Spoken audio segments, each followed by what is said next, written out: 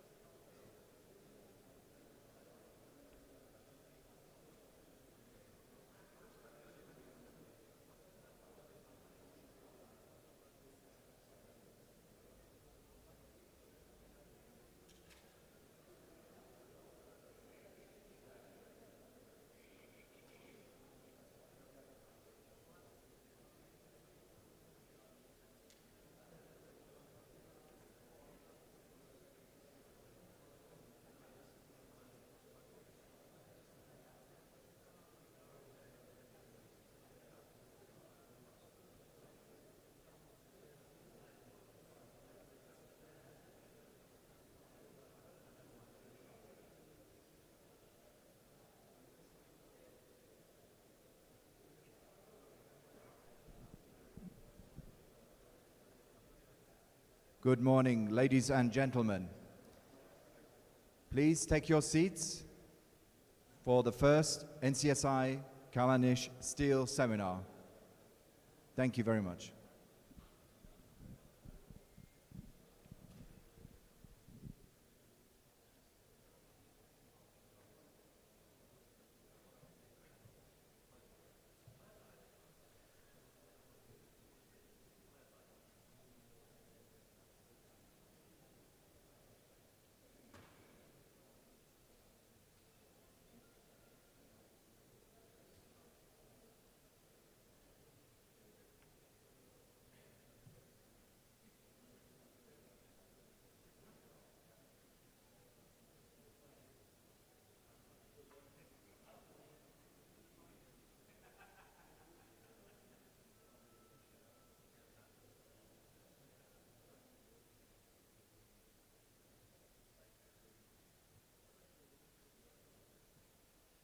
السلام الملكي.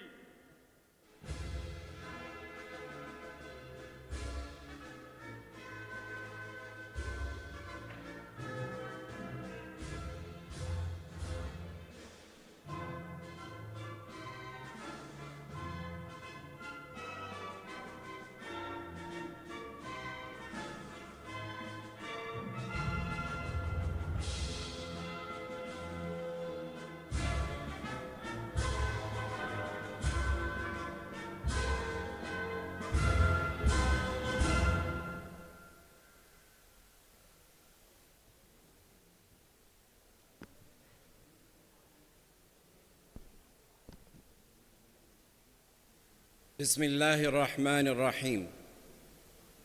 أيها السيدات والسادة القادة والخبراء والمدراء والجمع الكريم، السلام عليكم ورحمة الله تعالى وبركاته. أهلا بكم في فعاليات اللقاء الأول للحديد والصلب، والذي يأتي في ظل ما تشهده المملكة ودول المنطقة والعالم من تطورات مهمة على مستوى هذه الصناعة، والتي تعد الركيزة الأساسية للتنمية الاقتصادية. حضورنا الكريم، نستهل هذا اللقاء بكلمة سعادة الأمين العام لاتحاد الغرف السعودية الأستاذ وليد بن حمد العرنان.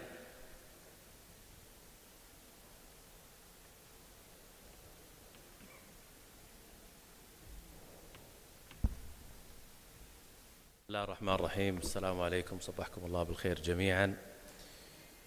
بداية بالإصالة النفسي وبالنيابة عن رئيس وأعضاء مجلس إدارة اتحاد الغرف السعودية أتقدم لكم لأصحاب السعادة الحضور، أصحاب السعادة رئيس وأعضاء لجنة الحديد بالشكر والتقدير على تنظيم هذا اللقاء الأول لهذا القطاع. طبعا بلا شك هذا قطاع مهم وحيوي جدا، ويعتبر من أحد أهم اللجان الوطنية لدينا القطاعية في اتحاد الغرف السعودية. فالشكر لكم والشكر للحضور، وأرى أيضا ضيوفنا اللي قادمين من خارج المملكة، فأهلا وسهلا بكم. ونتطلع إن شاء الله أنه يخرج هذا اللقاء بنتائج طيبة ومثمرة ومخرجات وتوصيات فاعلة. حقيقة اليوم اتحاد الغرف السعودية هو مظلة القطاع الخاص السعودي. لدينا تقريبا 60 لجنة وطنية قطاعية ومن ضمنها هذه اللجنة، واليوم الاتحاد هو الممكن لهذه اللجنة. طبعا أهداف اللجنة هي معالجة التحديات، المبادرات، فتح قنوات التواصل. اليوم الحمد لله الاتحاد والقطاع الخاص يتمتع بعلاقة مميزة مع القطاع الحكومي، وهذا أحد أهم المستهدفات وواحد من أهم المستهدفات ومهام اللجنة، وفتح قنوات مع الجهات الحكومية. لا يخفاكم اليوم في ظل رؤية سمو سيدي المباركة رؤية 2030 أهمية دور القطاع الخاص. واحد من أهم مستهدفات القطاع الخاص اليوم وزيادة الناتج المحلي الإجمالي من 40% إلى 65% كنسبة من الناتج المحلي الإجمالي. مستهدف كبير، ولكن هذا إن دل على شيء يدل على أهمية القطاع الخاص والأهمية التي توليها الدولة حفظ الله لهذا القطاع ودعمه. إذا سمحتوا لي بس يعني بعض الأرقام على عجالة متعلقة بهذا القطاع. الأرقام تدعم أهمية هذا القطاع. اليوم عن صناعة الحديد في المملكة لدينا حوالي 780 مليون طن كاحتياطي، رقم كبير. نحتل المركز الرابع عالميا في أكبر منتجي حديد الاختزال، وال20 من حيث الطاقة الإنتاجية. لدينا 41 مصنع يوظف 15,000 مواطن موظف وعامل، و40 مليون طن أو 14 مليون طن كطاقة إنتاجية. لا شك أرقام كبيرة، لا شك أن هذا القطاع واعد وكبير، وهو أحد من أهم القطاعات بلا شك، وأنتم أهل ويعني قيادات هذا القطاع.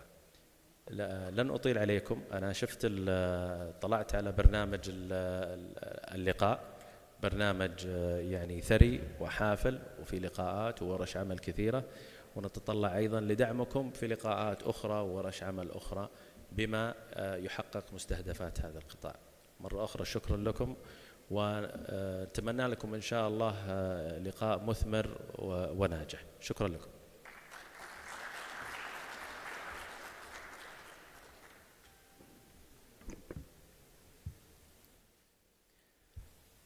حضورنا الكريم، تعد صناعة الحديد والصلب من الصناعات الاستراتيجية والمرتبطة بتحقيق أهداف رؤية المملكة 2030، وذلك من جهة تنوع مصادر الدخل، وكذلك تطوير الصناعات التحويلية وتعزيز المحتوى المحلي، والعديد كذلك من الأهداف والتفاصيل والتي نستمع إليها من خلال كلمة سعادة رئيس اللجنة الوطنية لصناعة الحديد الأستاذ بندر بن عبد الله أسلي.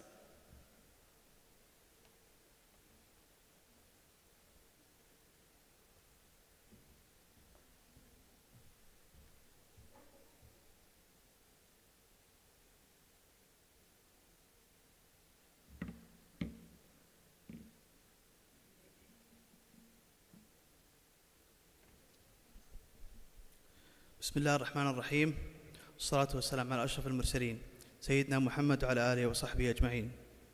سعادة الأستاذ وليد بن حمد العرينان، الأمين العام لاتحاد الغرف التجارية السعودية، أصحاب السعادة أعضاء اللجنة الوطنية لصناعة الحديد، الحضور الكريم، السلام عليكم ورحمة الله وبركاته.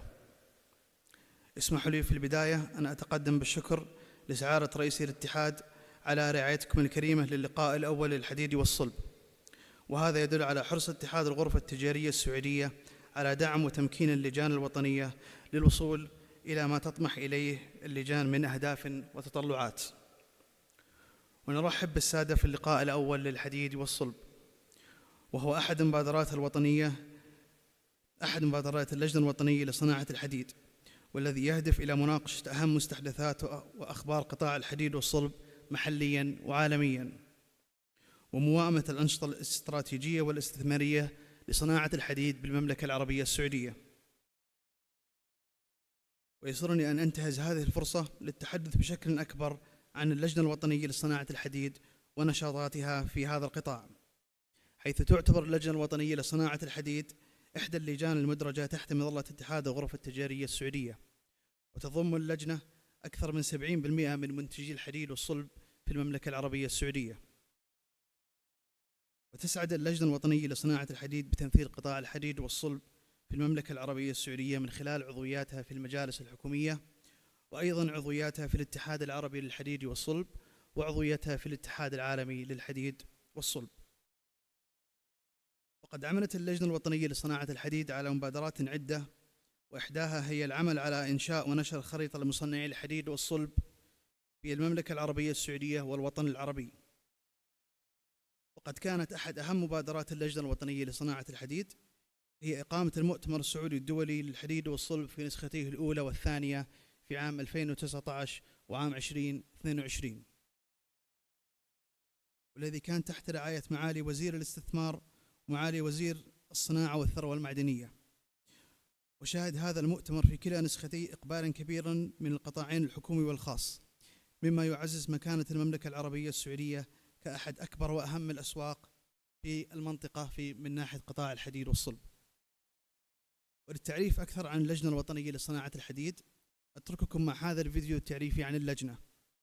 أكرر شكري وتقديري لسعادتكم على إتاحة الفرصة لرعاية هذا اللقاء، متمنين لكم ولنا التوفيق والنجاح، والسلام عليكم ورحمة الله وبركاته. تعد صناعة الحديد والصلب من الركائز الأساسية للاقتصاد الوطني السعودي، حيث تساهم بشكل فعال في دعم مشاريع البنية التحتية والتشييد، والتي تمثل عصباً حيوياً في مسيرة التنمية الشاملة. وهنا يأتي دور اللجنة الوطنية لصناعة الحديد، والتي سوف تعمل على التعاون مع الجهات المختصة من القطاعات الحكومية والقطاع الخاص لبناء مستقبل واعد لهذه الصناعة في السعودية. اليوم في اتجاه كبير من المملكة بالتركيز على صناعة الحديد. احنا نرى اليوم تطور كبير من عام 80 إلى عام 2024 في صناعة الحديد. صناعة تطور ملموس جدا. كانت الصناعة تقتصر على صناعة حديد التسليح وبعض اللفائف. أنشئت اللجنة الوطنية لصناعة الحديد عام 2014 من قبل أكبر شركات الحديد في المملكة العربية السعودية، ومن أهم أدوار اللجنة هي أن تحامي عن مصالح قطاع الحديد والصلب، وذلك عن طريق تشكيل فرق عمل ذات الاختصاص، بالإضافة لاجتماعات اللجنة الدورية واجتماعات اللجنة مع الجهات ذات العلاقة من القطاع الخاص والقطاع الحكومي. في الحقيقة تم تشكيل الفريق وحدة المواد، وحدة عمل المواد الخام تحت مظلة اللجنة الوطنية لصناعة الحديد. ومن الأهداف الرئيسية لهذا الفريق هو زيادة المحتوى المحلي الخاص بمصانع الحديد فيما يخص شراء المواد الخام المتوفرة محليا. ويأتي قطاع حديد التسليح على رأس قطاعات صناعة الحديد، كونه العنصر الأساسي في بناء المنشآت العمرانية المختلفة. وتماشيا مع رؤية 2030 تم تشكيل فريق حديد التسليح تحت مظلة اللجنة الوطنية لصناعة الحديد. يضم فريق حديد التسليح نخبة من المختصين والخبراء من كبار مصانع الحديد في المملكة، مما يضيف عليها خبرات واسعة وقدرة عالية على فهم تفاصيل وتحديات هذا المجال، حيث يسلط الفريق الضوء على أهم المشاكل والعقبات التي تواجه قطاع حديد التسليح. تتميز المملكة العربية السعودية بتنوع المنتجات الشبه نهائية والمنتجات النهائية في صناعة الحديد. المملكة العربية السعودية بها مصانع تصنع الحديد المختزل الDRI وكتل الحديد الصلبة، والتي يتشكل منها منتجات عدة في صناعة الحديد. كما أيضا يوجد صناعات مختلفة بالإضافة إلى حديد التسليح ولفائف الحديد التي تعتبر صناعات استراتيجية مهمة في بناء البنية التحتية في المملكة العربية السعودية. وكان للجنة الوطنية لصناعة الحديد حضور محلي وعالمي، حيث مثلت قطاع الحديد والصلب في عدة مجالس حكومية، وأيضا مثلت قطاع الحديد والصلب في المملكة العربية السعودية من خلال عضويتها في الاتحاد العالمي للحديد والصلب وعضويتها في الاتحاد العربي للحديد والصلب. وفي النهاية أتقدم بالشكر والتقدير لاتحاد الغرف التجارية السعودية، وعلى رأسهم سعادة رئيس الاتحاد الأستاذ حسن الحويزي، على الدعم الذي يتم تقديمه للجان الوطنية. وأيضا أتقدم بالشكر والتقدير لأعضاء اللجنة الوطنية لصناعة الحديد على دعمهم اللامحدود الذي يتم تقديمه للجنة من خلال حضورهم الاجتماعات وورش العمل ودعمهم ورعايتهم للمؤتمر السعودي الأول والثاني. فلهم مني جزيل الشكر والتقدير على جميع الدعم الذي يتم تقديمه، والذي مكن اللجنة الوطنية لصناعة الحديد من الوصول إلى ما وصلت عليه الآن وأهدافها.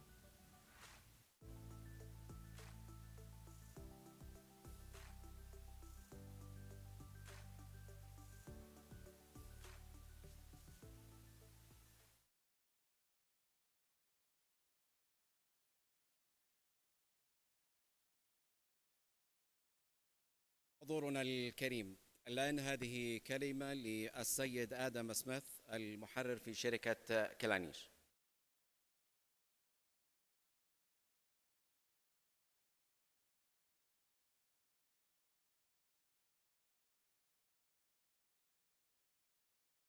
Thank you, Mr. Chairman, Mr. Secretary General. Assalamu alaikum, merhaba. Welcome everybody to the first NCSI Kalanish Steel Seminar. I am the Kalanish Global Steel Editor, Adam Smith. I'd like to thank NCSI for the opportunity to work together on organizing this event. Despite Saudi being a major regional market, having the largest steel consumption in the GCC, the largest population and growing fast, the best prospects currently for steel demand growth, thanks to the vast array of Saudi Vision 2030 projects, There were very few industry meetings organized here in the kingdom until recently. Thanks to NCSI's leadership, that has changed since 2019, and we at Callanish are very happy to be part of that success story and are looking forward to many more fruitful years of cooperation. Until 10 to 15 years ago, the GCC was a region heavily dependent on steel imports to cater for its growing construction projects. It was a region heavily focused on long products, especially rebar as the foundation for construction of property. I remember when Turkey, seems like a long time ago now, was a major player in terms of rebar supply here in the GCC. Today, those days are gone. The industry has developed, it has adapted. Today, not only is it sufficient in long product supply, but the GCC has become a major supplier of long products to export markets. It has invested its hydrocarbon revenues wisely into diversifying its economy so that flat products start to play a greater role to support development of industries such as automotive, shipbuilding, pipe making, and so on. As we look into the future, the world is demanding a reduction in greenhouse gas emissions. Low emission steel is becoming increasingly important. Renewable energy use is gaining momentum. The GCC is very well placed to produce and supply the steel and input materials that we need to make this happen. So it's an exciting market. The growth momentum may have slowed in the last couple of years, but the future is bright. Today we will delve deeper into what is driving the Saudi and GCC steel markets and what we can expect going forward. And then later, we will take a look at the key markets around the world. We will now take a short break. Please reconvene here for the opening session at 10:45. I wish you an informative, productive, and enjoyable conference. Thank you.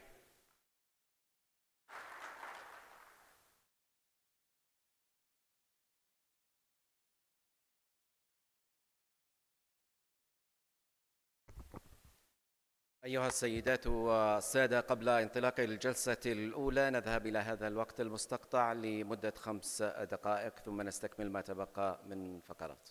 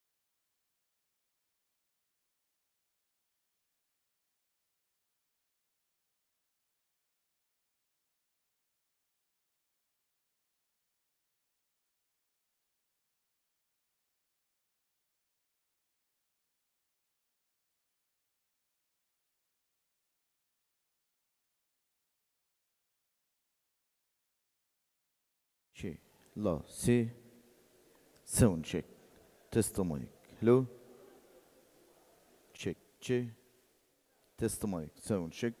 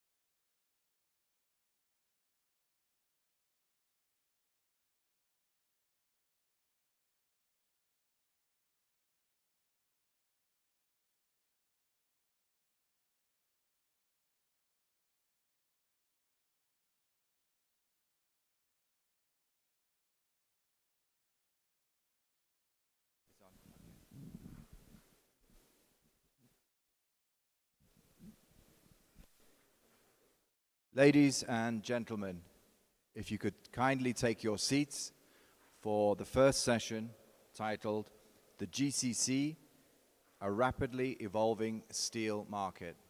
Thank you for taking your seats.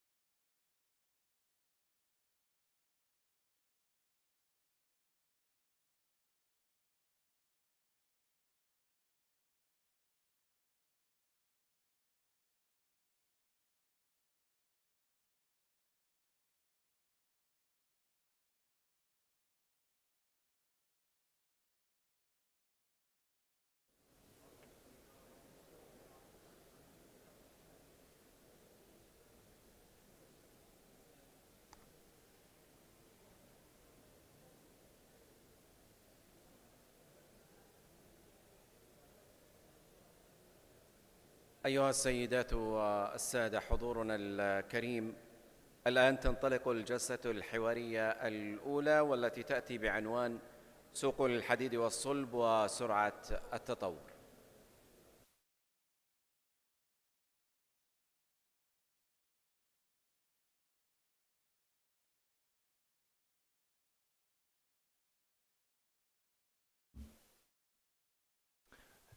Hello again, everybody. I hope you're enjoying the networking opportunity offered by this seminar. It is primarily a networking event. And now, however, we're going to dive a little bit into what's happening in the markets. I'm sure you'd all like to know. And you will have opinions of yourself as well, which we can hear in the question and answer session at the end. So this session, as my colleague Bijan said, is entitled The GCC, a Rapidly Evolving Steel Market. I would like to introduce and call my presenters and my panelists up onto the stage to join me now, beginning with Dr. Khalid Al-Hajiri, who's the Vice President Building Materials at the National Industrial Development Center.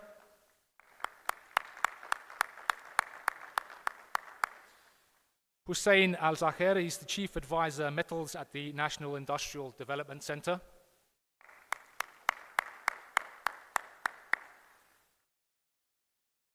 Ravi Singh, who's the Chief Executive of SOLB.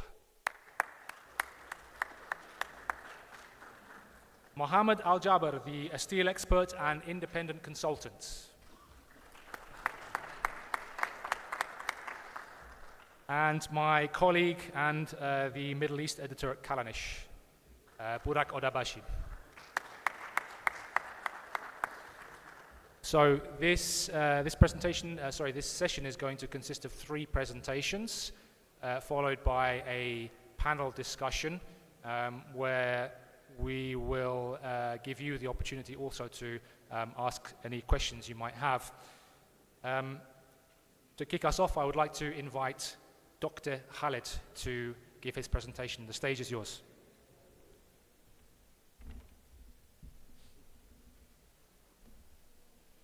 Assalamu alaikum wa rahmatullahi wa barakatuh. I'm most welcome and thank you for inviting me. Today I'm going to talk about a topic actually. I feel it's very important when we talk about the commercial steel using induction furnace. I don't want to say it's good or bad, but there is challenges. We would like to address the challenge and find the ways to overcome it. As any presentation, I should start with the introduction. When I'm talking about steel, how good we are as steel producer and how many tons we are producing every year. So we talk about almost 2 billion tons of crude steel produced every year, which is actually a huge quantity. Like 50% or 52% of this quantity coming from China. It's not only about steel, even when we talk about cement and any other products, China usually count for more than 50% of these products. Okay, when we talk about all this amount of steel, we can see that 52% of steel is going to construction side. When we talk about construction, there is rebars, flat product, sections. But when we talk about the rebars, it's 44% out of this 52. That means we're talking about 400,000 ton annually of rebars. That means huge quantity. And when we talk about rebars, very important for us because it's part of our construction. We talk about building and safety of the people, so talking about those rebars. The things which we would like to talk about, how we produce this steel. Based on the World Steel Association, 70% almost of this material produced through the blast furnace, and the remaining 30% almost produced through electric arc furnace, 2 different technologies. And as we can see, these 2 technologies, electric arc furnace and blast furnace, start with iron making, steel making, casting, then rolling, as you can see here. So when we talk about iron making, it's only in the electric arc furnace and blast furnace. Blast furnace is not available in our country because in blast furnace, you usually would like to have coal or coke. We don't have this one, but we have enough natural gas. Based on that, we are using DR or direct reduction method. But when we talk about the blast furnace, which is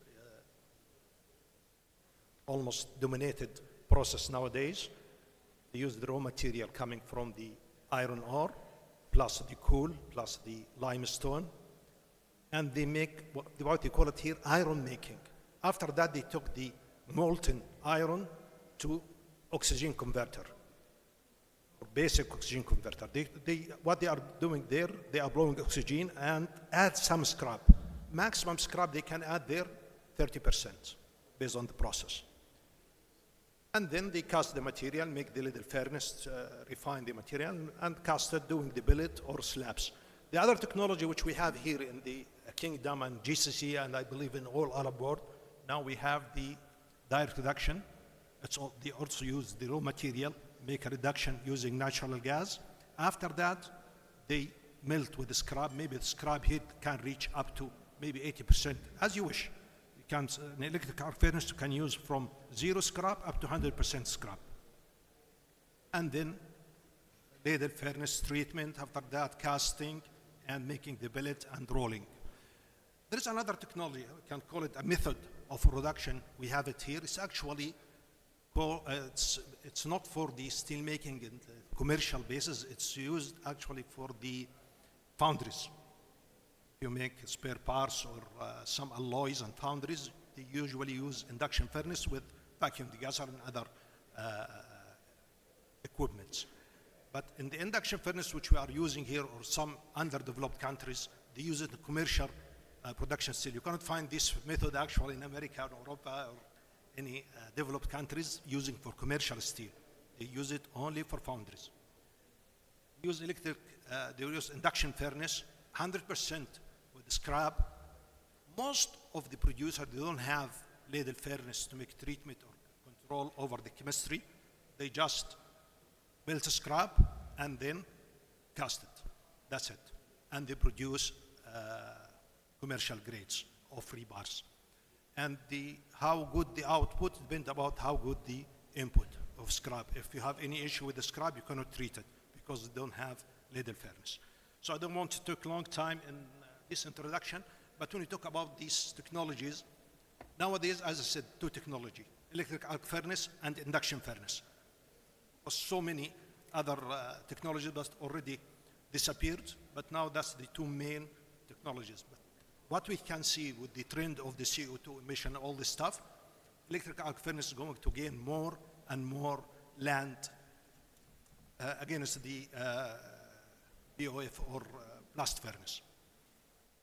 And when we talk about the carbon emission, we say that electric arc furnace using 70% DRI or raw material plus 30% scrap is half of CO2 emission than from the blast furnace. And if we use 100% scrap, that will be almost half of this quantity. That means we're talking about less than for 1 ton of steel, we have 680 kilograms of CO2. Type. In the Central Industrial Center, we did a study for what we call it, not a strategy, but called restructure plan. And Engineer Hussein is going to talk actually in details about it. What we found here about this actual study done like in 2020. So the numbers here maybe is not the right numbers, but what we found that induction furnace, we have 2.8 million ton of induction furnace crude steel capacity. That's a huge quantity. That's almost 20% of that number, that days in 2020. Maybe numbers changed today. Based on that, we said, okay, we would like to discover what's there in the induction furnace regulatory.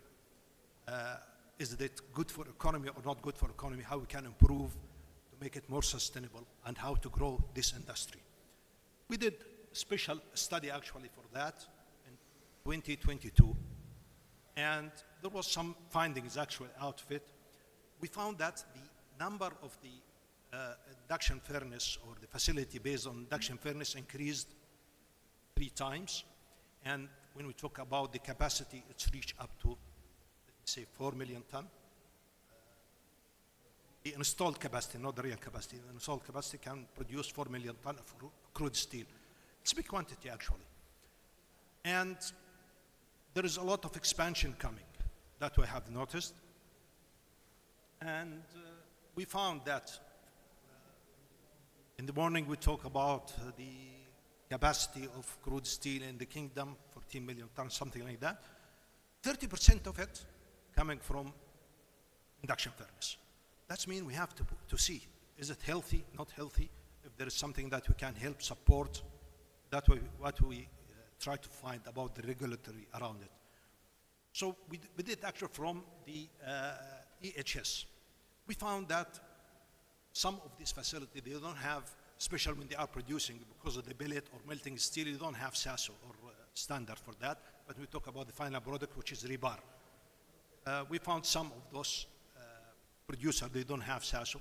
When you come to the radioactive material, because when you melt a scrap, that's, by the way, international practice, you have to have gates to detect the radioactive material. Because this radioactive material which is going to the steel, it will be there for 100 years, and it affects your health, for sure.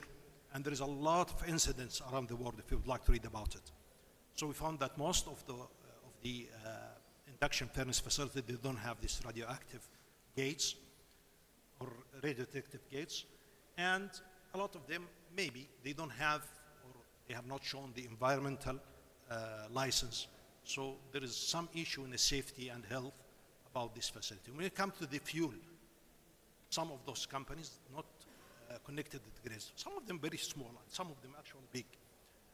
And when you talk about fuel allocation, also there is an issue in fuel allocation. And sometimes they have some allocation of fuel, but they are consuming more than that. When you go to the capacity, some of them they expand without taking any license for expansion. They are producing material, it's not written there in their, or not certified in their license. So based on that, actually, we focus in three main issues, talking about health and safety. Safety we talk about, it is equality. The other one about the energy efficiency of these furnaces and how it's affecting. And also, we have this amount of steel produced through it that we're talking about 3 million ton. That means 3 million ton of rebars can be produced through these facilities. But when you come to the quality of those guys, they cannot produce more than 16 or 18 millimeter. Not all of them, but the majority of them, they are ranged between 10 millimeter rebar up to 16, 18 millimeter. And they can only produce as per ASTM 615, because if you talk about the variation chemistry, upper limit, lower limit, they cannot deal with that because they don't have a treatment process. Some of them, by the way, they have treatment process and they are using this treatment, which we call it ladle furnace. And those guys, they have capability actually.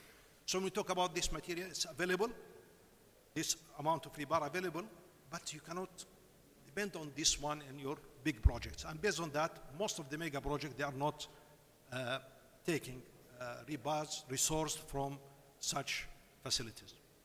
Okay, which we can see actually globally in China, they already closed 140 million tons of induction furnace. It was in China producing commercial grades. In 2017, they closed it. No more commercial grades from induction furnace. And also nowadays it's available most of it in India. They have capacity of producing 60 million tons, but actually are producing 35 million tons in 2022. And in one conference actually last year, we was talking about green steel and all this stuff, and I was talking to one of the presenter there, he was from India. I said, you are talking about green steel and the movement to green steel, CBAM and all this stuff, and you are using induction furnace. I said that's for local use. So they know exactly it's for local use. They cannot use it for international market and growing market. And we'll see why, especially in the energy. They are using 100% scrap, but they are not efficient in energy. We'll see that. So even now, we talk about Vietnam, talking about Indonesia, talking about Philippines, they are making restriction about using rebars based on the induction furnace. Okay. When we talk about three things, energy, safety, and talking about how you can control this furnace. And China, when they close, they have hundreds of these furnaces, and they cannot, it's not easy to monitor all those guys about the safety, about the compliance. So it's so difficult. When we talk about energy, now let's compare apple to apple, because most of the people said, oh, they are producing 100% scrap. If I'm using electric arc furnace with 100% scrap, I'm going to use 400 kilowatt hour per ton. At the same time, for induction furnace, the global practice or average global practice talking about 560 or 580 kilowatt hour per ton. Internally here, when we did our study, we found the average locally is 650. Some of the companies, they are producing 1 ton of steel with 725 kilowatt hour per ton. It's too much. And when you put it in money, now the government is giving you this electricity with some compensation from the government, and you can transfer it to the money, to the barrel, to CO2 emission.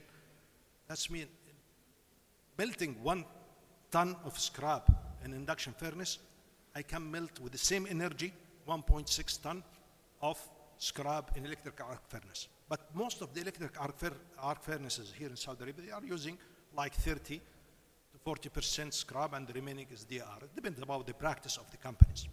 So from energy point of view, if someone tell you this, I'm 100% scrap, okay, if I'm using 100% scrap electric arc furnace, I'll be much better. You are using more energy to melt this scrap.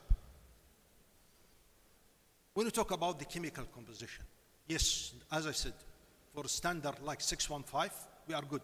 Because there is no upper, if you can see this standard 615 ASTM, there is no upper limit or lower limit for the manganese, sulfur, or any other things. But when you go to other standard like BS or ISO or even ASTM 706 for seismic, and now by the way, most of the steel required in the big project like NEOM, they are looking for 706. There is a big restriction there. You cannot produce this material without using ladle furnace to control upper limit and lower limit. So there is a restriction. Based on that, most of the induction furnace, I would say most of them, not all of them, they are dealing with a small project and for the Sharia scan. Also from the point, of monitoring those companies, now we have induction furnaces 27 in the Saudi Arabia active, and they are increasing.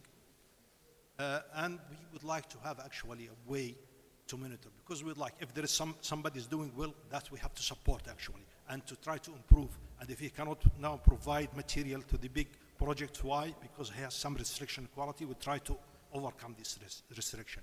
Talk about the gates for the radioactive material, we can work in this actually with them.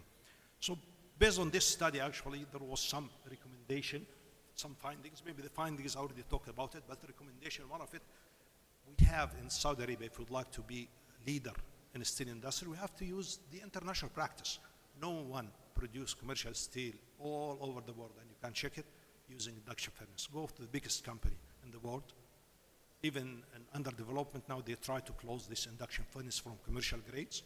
So no one can produce it. And people go to Europe or go to America, nobody produce. They only use now in Africa, some countries in South Asia, and also in South America, they are using this.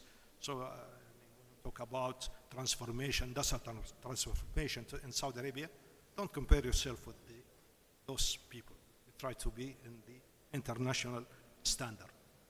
And when we talk about the safety, we would like actually, and we work in that in the ministry, try to talk about this radioactive issue, try to find these gates and put regulation for it, and also put regulation for the expansion using induction furnace, and try to support people expand or put new facility based on electric arc furnace. Sorry, I was very fast because they gave me 10 minutes, but I took more than that. More than that. Thank you very much, and inshallah we will hear the question. Thank you. Thank you very much, Dr. Khalid, for that very interesting presentation. From my experience, induction furnaces in Saudi Arabia are a bit of a grey area. Everybody knows they're there, but they haven't really been quantified in the way that this study has done. So that's very, very interesting. You are right. You did go slightly over. I would please ask that the remaining presenters stick to the times, because we have a limited time in the session. We want to leave some discussion at the end, because I'm sure there'll be some interesting questions coming in, including some more on those induction furnaces. So without further ado, I'd like to give the stage now to Hussein. The floor is yours.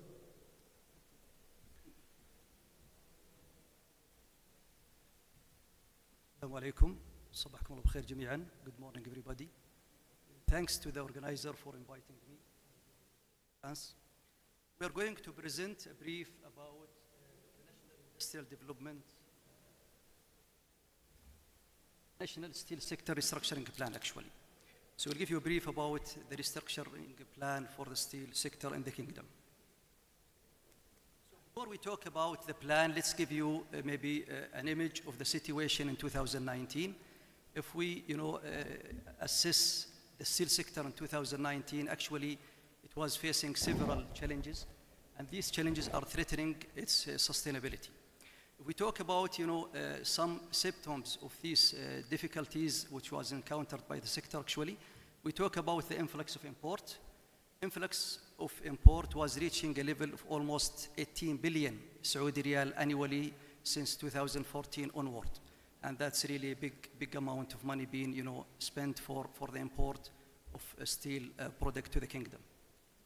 Financial losses, actually the sector was facing difficulties, of financial losses for majority of steel makers. If we pick the top steel producer, the 5 big companies actually they lost about 6.5 billion over a period of 5 to 6 years. Absence of an ecosystem, actually there was no mechanism in place to deal with the challenges, facing the sector in general, and, putting, the proper, let me say, tools and actions. Missing value-added products, actually, in that time, the kingdom missing, value-added products.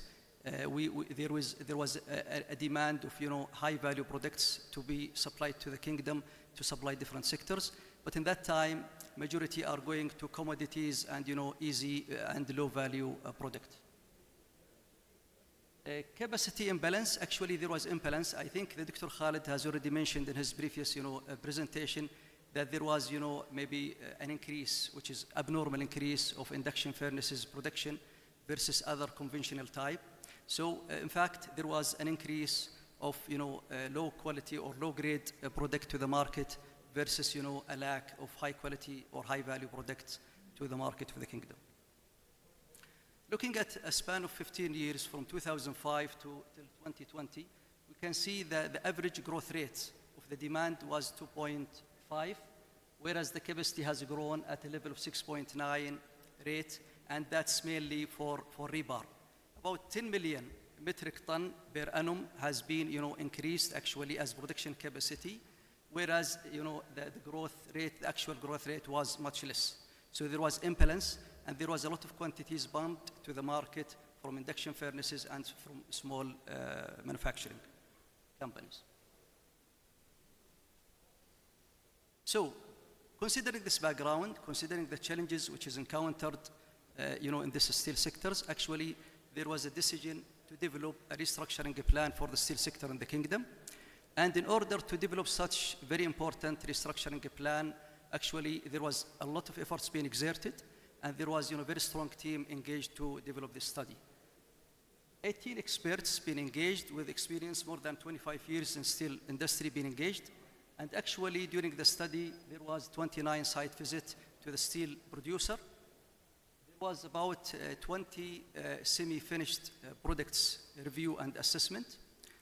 There was a review as well of 10 raw material and consumables supplying the steel sector in general. There was also 9 KSA steel producers being assessed, evaluated from financial perspective and from efficiency and operation perspective. In addition to that, there was very strong engagement with 10 government agencies and stakeholders. So the key matrices actually to develop the restructuring plan are the following: to address all local steel producer, and to ensure that we have lowest cost, on the KSA with the highest impact, and to ensure that we have a development of the targeted product as per the Vision 2030, and to ensure that we have the implementation within the time frame given. Steering committee of the study comprises, 10 government agencies and stakeholders, as you can see, and it was led by the Ministry of Industry and Mineral Resources.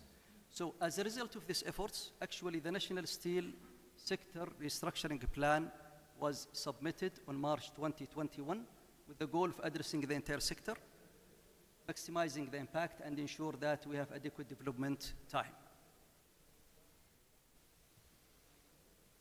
The design of plan actually has considered 4 steps. The first step was to make the diagnosis of the KSA industry by looking at the market analysis, site visit to steel producer to witness, and also production and product positioning actually to ensure that we are moving to the right track. The second step, the development of restructuring plan to develop new products and to make the assessment needed for the technology, as well as to develop the investment opportunity, the new one.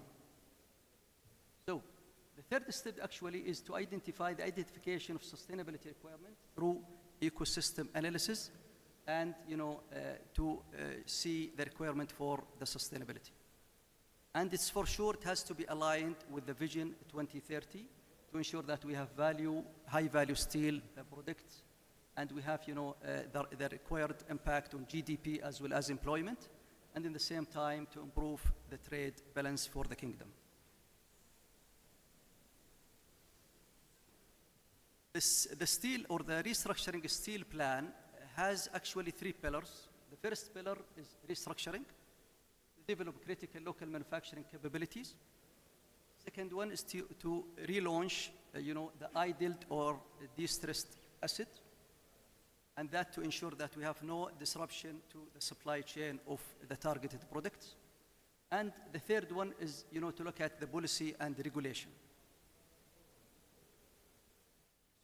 Within the restructuring, actually, we concluded that we have 4, investment identified, along with the spinning off of Hadid company from SABIC. So, first, maybe investment being identified is the plate mill project. And I believe you heard last year the announcement of the JV between PIF, Saudi Aramco, and Bao Steel to develop heavy steel plate mill at Ras Al Khair with a production capacity of 1.5 million ton per annum. The second one is the round billet, to have the caster to supply the round billet, supplying the seamless pipe industry, because as you know, we have a production capacity of 1 million ton of seamless pipe in the kingdom. The third one is to have a fully integrated flat rolled product complex, and to produce high value product like HRC, CRC, hot dip galvanized, as well as tin plated to supply different sectors of the industry. Fourth one is to have integrated specialty long product complex to produce SPQ as well as heavy sections and rails. In addition to that, spinning off of Hadid from SABIC to have a champion in steel industry in the region, and to allow Hadid for more expansions and growth. Distressed assets or idle assets, actually there was effort, and these are examples of Sabaik as well as Solb Steel. Sabaik is back to a healthy condition, and actually Solb Steel resumed production on last May after being idle for quite some time. Talking about policy and regulation, actually we need to create an ecosystem enabling the sector and investment development, and actually we have 41 enablers being identified. They are categorized under actually 4 categories. The first one is policies. We developed about 16 policies. Sustainability, there was almost 14 enablers being identified under sustainability, and there was some enablers being also identified under the financial, and for execution about 10 initiatives being identified. So how we look at the future, actually our aim, inshallah, that if we compare the baseline in 2019 with 2030, we are expecting that the kingdom will localize, high value added product, and we expect, inshallah, that, the production capabilities will increase from, as you can see, in 2019 to the targeted, production capacity localized here in the kingdom by 2030. So, in conclusion, our, expectation that, bi'idhnillah, such restructuring plan will contribute to our country economy. So GDP, we expect that it will increase by 110% compared to, to the baseline, which is 2019. We expect that the import will be reduced by 48%, and we expect that, inshallah, will create about or more than 5,000 jobs for Saudis. And we expect EBITDA will jump from the level of millions to billions. And we expect also to add about 4 or 5.4 million ton per annum of high value added products. Thanks.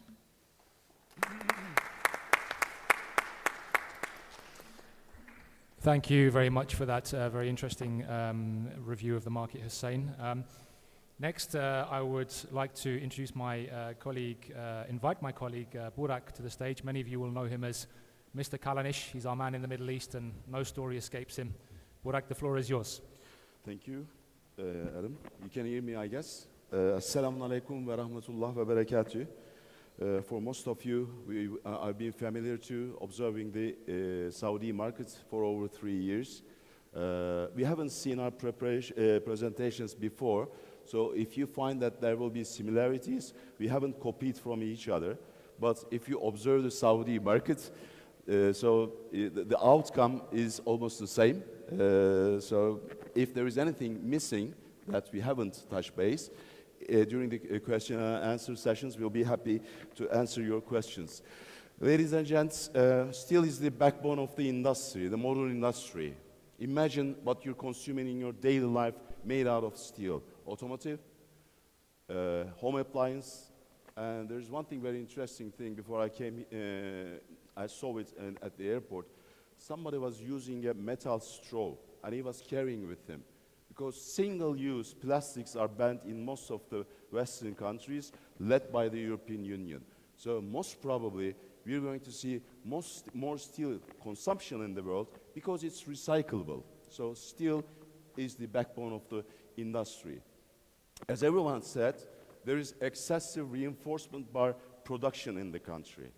And in 2022, I remember when we were here in Saudi Arabia, in Riyadh, during the conference, and when the mega projects were underlined, and when we have seen the presentation of the NEOM, we were all excited that we're going to see a demand growth. However, this didn't happen. I'm going to come to that separately. There are some reasons of this. But under the vision of Saudi 2030, Saudi Arabia is looking for more than 95% self-sufficiency. That's not enough for a country of Saudi Arabia, having more than 30 million population and a very well-educated people. I know in 2016, when I went to US for a 2-month program, I have seen many Saudi students, and they said that all their education was covered by the government, their flight tickets, and the only thing the government expects from them probably is to come back to their countries and contribute to the economy for the growth. The most important and the most valuable source in a country is a well-educated and organized society. Human power, I would say. Decision makers, as we have seen in the previous slides, they're evaluating the market diligently, and they found out that the flats market particularly is giving a steel trade deficit, and they don't want to endorse more reinforcement bar production in the country. Of course, demography is very important. Saudi Arabia's population is growing very fast, and for the population, of course, there will be a lot of projects. Under the, again, Saudi Vision 2030, there will be tourism on the untouched, beautiful coastline of Saudi Arabia on the Red Sea. There will be industry, there will be automotive industry, and also growing job opportunities of different sectors. Construction sector to grow and mega projects accelerate in 2025. That's what we expect. For the first quarter of 2024, the reinforcement bar market side shrank nearly 4%. And in the first 6 months, in the first half, we have seen the decline. And everybody was asking me, when are we going to see the light by the end of the tunnel? And I was saying that hopefully, led by the European Central Bank and Canadian, and then Switzerland and the UK banks, interest rate reductions, which will be followed by the US probably this week, is going to bring a gradual relief. And also, there are certain deadlines of the projects as well. For this reason, by 2025, we're going to probably see an increase. But in the first 8 months of the year, when I speak with individually with the long steel makers, finished steel I'm talking about, they observed with different numbers between 5 and 10% decline in consumption. Saudi Arabia is the largest, second largest crude steel producer in the Middle East. The first one is Iran, and the fourth largest DRI producer in the world, second in the Middle East, and the number one is Iran. Looking at the numbers, it's telling us something with the productions of the crude steel. As you see, that's growing, the dark green. And also We see the direct reduced iron is also growing as well. I think 2021 has been very critical in Saudi Arabia. Remember, July, the rules of origin decree has been announced. It's to protect the Saudi steel makers, as there was a big, large volumes of flow into Saudi Arabia, including from the GCC. In that case, probably you're going to ask me, then why did the imports in 2022 and 2023 increase? The answer is, with the invasion of Ukraine by Russia, as you know, the oil and gas industry boomed everywhere in the world, in Africa, in the Middle East, because Europe wanted to be less dependent from the oil and gas supply, and the drilling onshore and offshore activities increased, and we have seen that there has been large volumes of OCTG and also plates imports into Saudi Arabia. Saudi steel trade is driven by flats. That's why the government is emphasizing for the investment for the plates and for the hot rolled coil. We know that a couple of years ago, SR made us signed a MOU, and this year that was also followed by the Turkish Tosyalı, that they would like to build up a flats plant in Turkey, because this country has got a huge potential for this. And also, they can distribute to the neighboring countries, and they can also export to West as well. So looking at the hot rolled coils, for instance, for the imports and for the plates, the volumes, as you see, that's been always significant with the years. But the biggest increase, as we see after the 2022, again, this is for the API grades, hot rolled coils, and also for the water transportation projects in the country. Saudi Arabia has got increasing demand, and we know that new natural gas exploitation is underway. Almost July, and there was a project awarded. I'm going to mention that separately. Plates you see here, the government is also emphasizing to support shipbuilding industry, and plates you can see for the API grades and commodity grades imported. That's why it's important to have the bow steel to build up a plate mill along with a GRI plant in Ras Al Khair on the western coast. And recently, they raised their capital to $1 billion. That's a significant importance. That shows how the Chinese give importance for the GCC market and Saudi Arabia as well. Because in their market in China today, I don't think that any steel maker is making any margins. Current prices are far from being profitable, but this country offers for a long time with the domestic consumption, and also they can cater to the export markets. But when you look at for the reinforcement bar, of course, the scenario is so different. Exports, not meaningful quantities, considering what Saudi Arabia produces, nearly 6 million tons a year. So these are very low quantities. But there's statistics that I would like to share with you. In 2022, for instance, Saudi Arabia was exporting 5,000 tons rebar and wire rod to Iraq. 2023, it's been 166,000 tons. 2024 first half, it is 103,000 tons. Hong Kong, 2022 complete year 135. 2023, 154.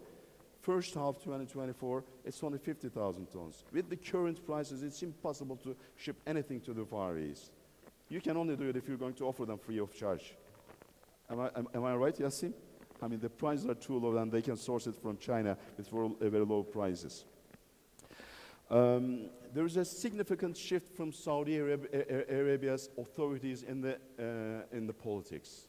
Restoring ties with Qatar, followed with reopening the embassies with Iran, and last week they announced that they're going to reopen their embassy in Damascus in Syria as well. There's a big opportunity lying in these destinations, so the growth of the export of the steel products to Iraq was not a coincidence. So the government is having good relations and a foreign investment, like a secure country first, and also a growth potential in the domestic market and in the neighboring countries. Saudi steel producers didn't register good financials in 2023. I mean, that's no secret. Particularly the big mills, they have registered losses.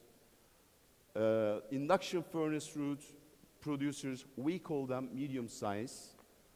They had very narrow margins. I mean, their profit went down significantly. The first half 2024 is no different. Probably we're going to see an improvement in 2025. What was the reason? The costs increased, logistics costs increased in Saudi Arabia, with diesel first, for instance.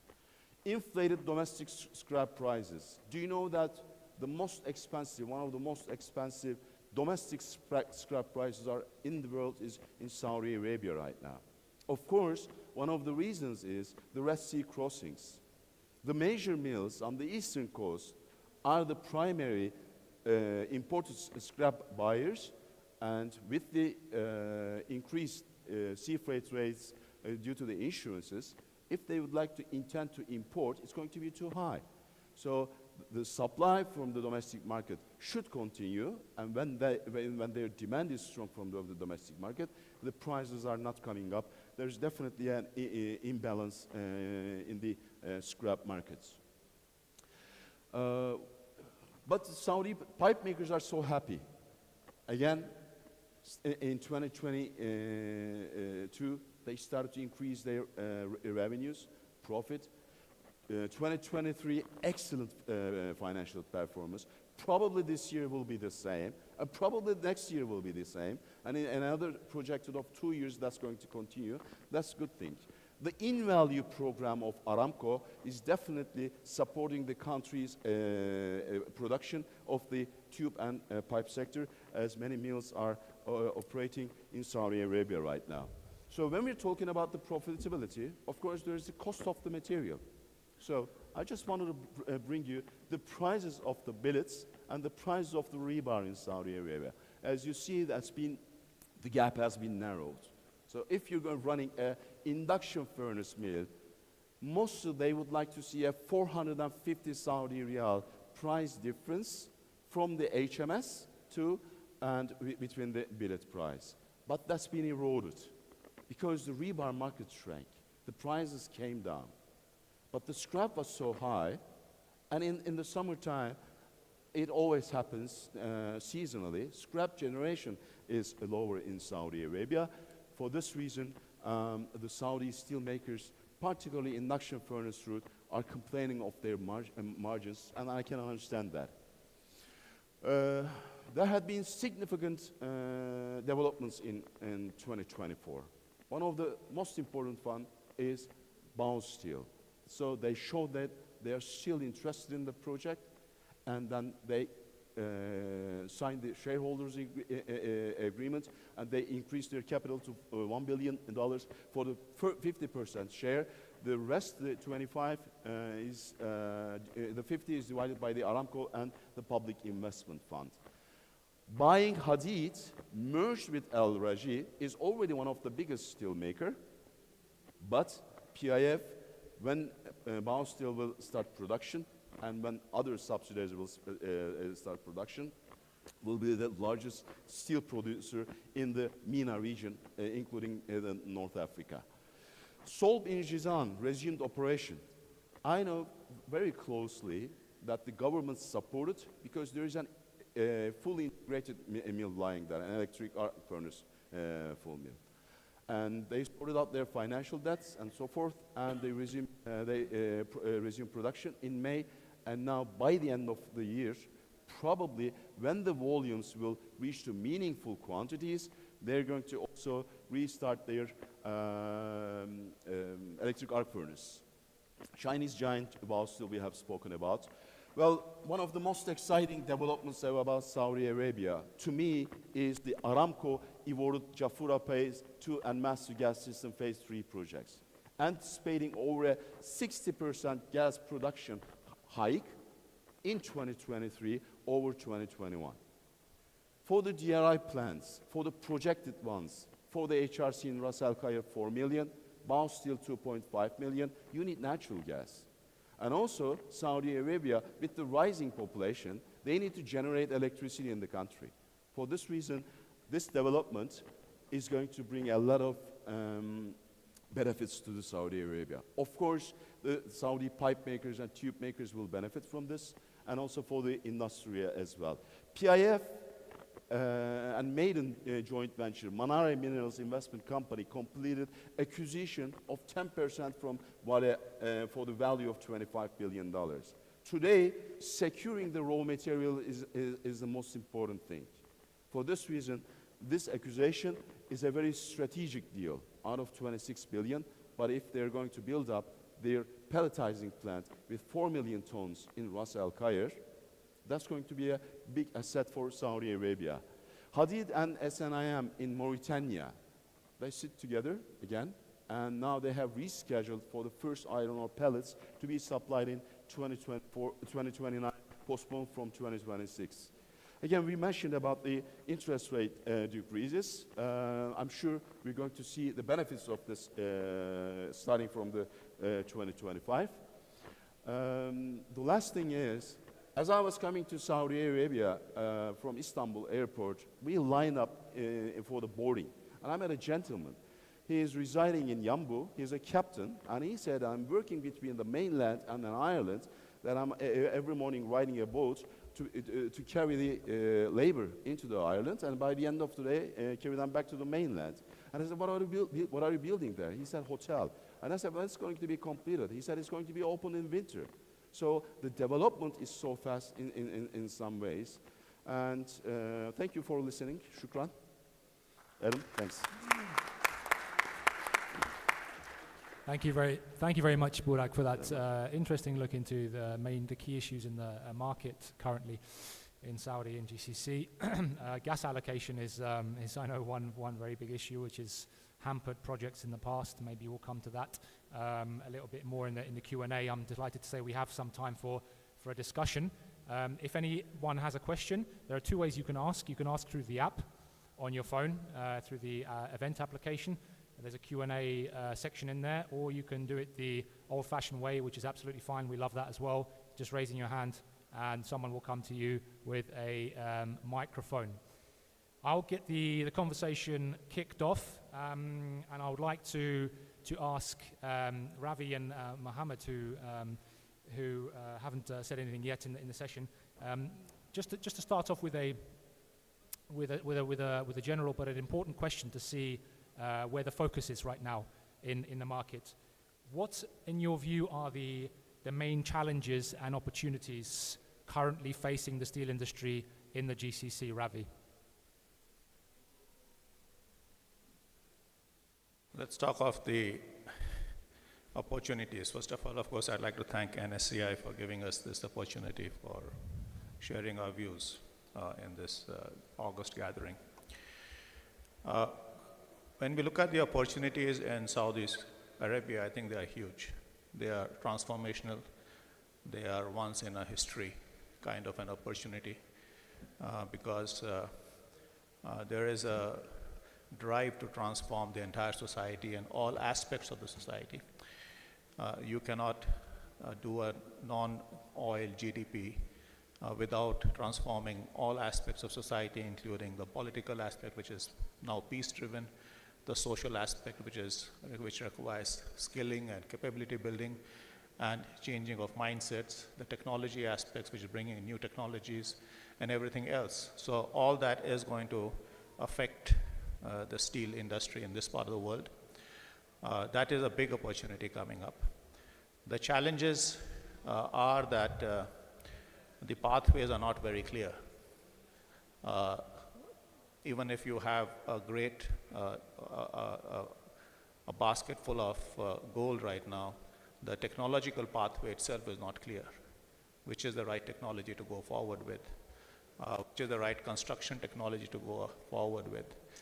Whether automobiles is going to continue the way they have in the last 100 years or it's going to slow down. If you look at the circularity, the first R of circularity strategy is reduce, which means refuse, which means refuse to consume. That's a major a challenge, which is a global challenge. It is nothing special about this part of the world. And I think somewhere along we have to find a path to achieve our goals, which is the Vision 2, which is very well illustrated in the Vision 2030. Thank you, Mohammed. Yes, I would agree with Ravi, but let me say that we have a lot of opportunities here and also little of challenges, and those challenges can be transferred to an opportunities in the near future. One of the challenges we might face has been discussed from different speakers about the raw material, and the raw material, mainly the iron ore. And when I say that these challenges could be transferred to an opportunity which is going to be taking place, like what we hear about the valley and also expansion project on the region, probably for Bahrain Steel, and also the excellent project which Hadid and SNEM is taking place.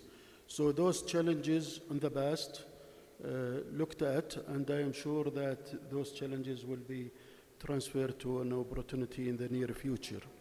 Other opportunities, Saudi Arabia is a very growing country, and we believe that with the Vision 2030 and beyond, there will be ongoing construction activity, and we believe that there is still room for expansion. And as Hussein mentioned in his presentation, that the country still need 5-6 million tons of flat products. So I believe that project has been already announced about the Bao Steel. Other project is in the process to be finalized, and I'm sure that with those capacity coming to the country, that we will have a balanced supply demand. So that is in the nutshell the challenges, the main challenges and the main opportunities we are talking about. Thank you. Mohammed, you just touched on a topic I was going to ask you about as well. How far has the GCC come in the last 5 years, since the first Saudi Steel Conference in 2019, in developing new flat steel consuming end-use sectors and the flat steel capacity to serve those sectors? What progress is being made? Thank you very much for this question, because this is the question of the day. I think the national steel strategy has been recognized, the importance of the making the balance of the steel consumption, steel production, and this is why the next decade, the future, will be focused on developing flat products facilities. The flat products is very variety. There is it is a big complex. It will not come one go, but it has to be developed gradually. The most important products, in addition to the plate, which has been announced as a part of the flat products, we are expecting to have a hot-rolled coil capacity, hot-rolled coil, and that production capacity could be between 3 to 4 million tons per annum. Of course, this required further step down to cold mill complex and also to the galvanizing and also to downstream industry. As mentioned also in the strategy, and this has been taken care of, potential investment on the automotive industry. There is a very big demand for the steel for automotive, and that is one of the opportunities will come in the near future. There is also for the food sector, the tin plate.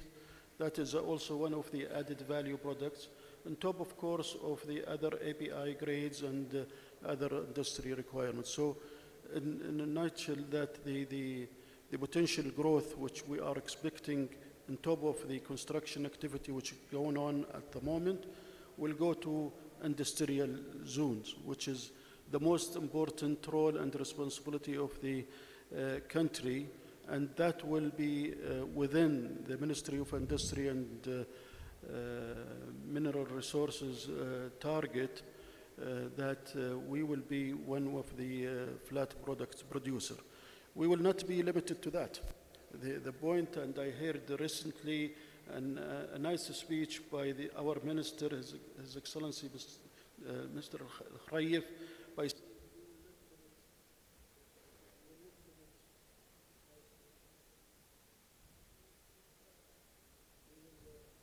Hello?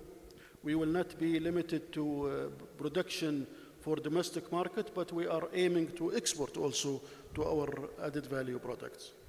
Thank you. Thank you very much, Mohammed. Just to remind everyone, if you do have a question, please do put it on the application on the app. There's a Q&A button there. You can add your question. Do we have any from the audience before I move on at the moment? Do we have a question from the audience? Yes. Do we have a microphone, please? Yep, just over here.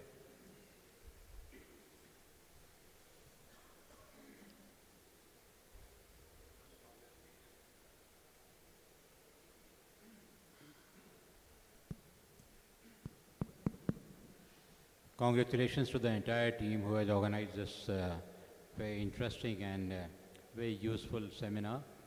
My question is to the experts of NITC. One of the challenges which will also be there within the country would be the metallics requirement. And was there any kind of work which was done for generation of scrap, collection of scrap, and do we have really the right kind of scrap collection and methodology which is there? Has any work been done there to look at what are the further potential for generation of scrap and collection, sorting it out and making sure it's available to the country?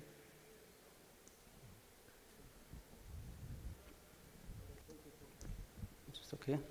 Thank you for the questions. Actually, as we explained in the restructuring plan for the steel sector, the plan is comprehensive. It covers actually, whether you are talking of production, products, technology, raw material, and so on.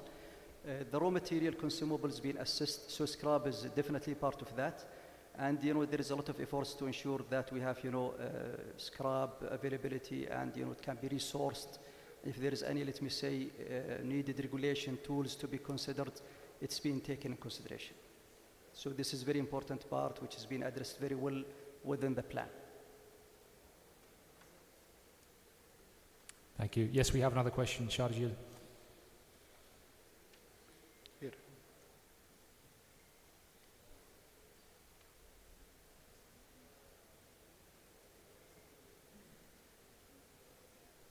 Yes, assalamu alaikum. My question's to the NIDC.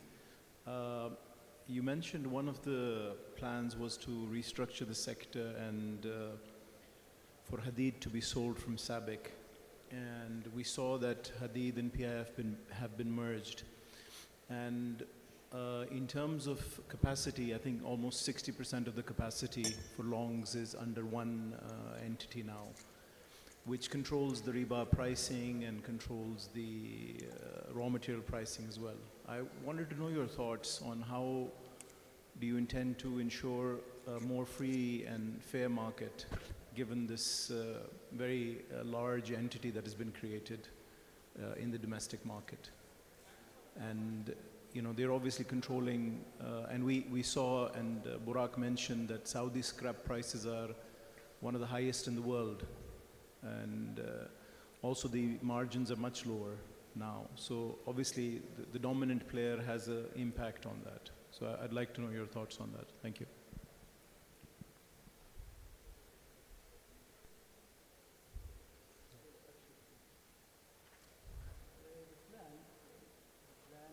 As we explained, the restructuring, we were talking about, the spinning of Hadid. Hadid used to be part of SABIC. SABIC is a petrochemical company, whereas Hadid is steel company, as you know. So spinning off of Hadid will give Hadid the chance to grow and to expand and to focus more on its core business, which is steel. Hadid is a company, independent company. It is managed by its management, and they are acting, of course, in the market with their, of course, possible, let me say, decisions and so forth. So it is independent company. They act based on, of course, their strategies and their interests.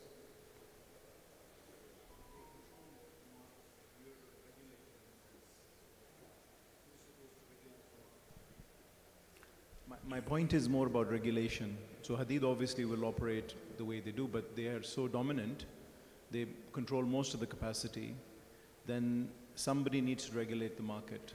I believe the regulations is done by, by the government agencies, not by the commercial company. And I think we clarified that we have reviewed all regulations in general for the steel sector in the country, and been updated, some of them being developed in order to ensure that we have proper ecosystem for the steel industry in the kingdom. Thank you. If I may add here, both question which has been addressed by the panelists is very important, and we should ask ourselves what is the reason of the scrap price becoming high, and again, what is the challenges we are facing about the metallics. And it is true that we have a limited scrap availability. We have to admit that, but that is one of the reasons which keep the prices probably in the high level. I heard that some of the steel producers also importing scrap at international price, more or less in the same price level. But in order to solve this challenges or this situation, I think Saudi Arabia is willing to invest on DRI production and HBI, which could be the substitute metallics for the scrap to the steel industry. So I think from this station, I would really recommend that we, in IDC and the decision maker in Saudi, has to increase or make the decision, or to put the investment into the place by introducing the new investment. As long as we do have, alhamdulillah, we have a lot of gas availability in the country.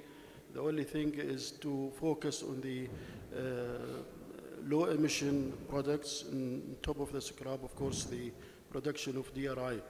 So it is a call to look after the more investment on direct reduction and HBI in order to meet the future. Excuse me, just to comment on this scrap issue. This is Rabi' Azzouz from Sabaik, and I am the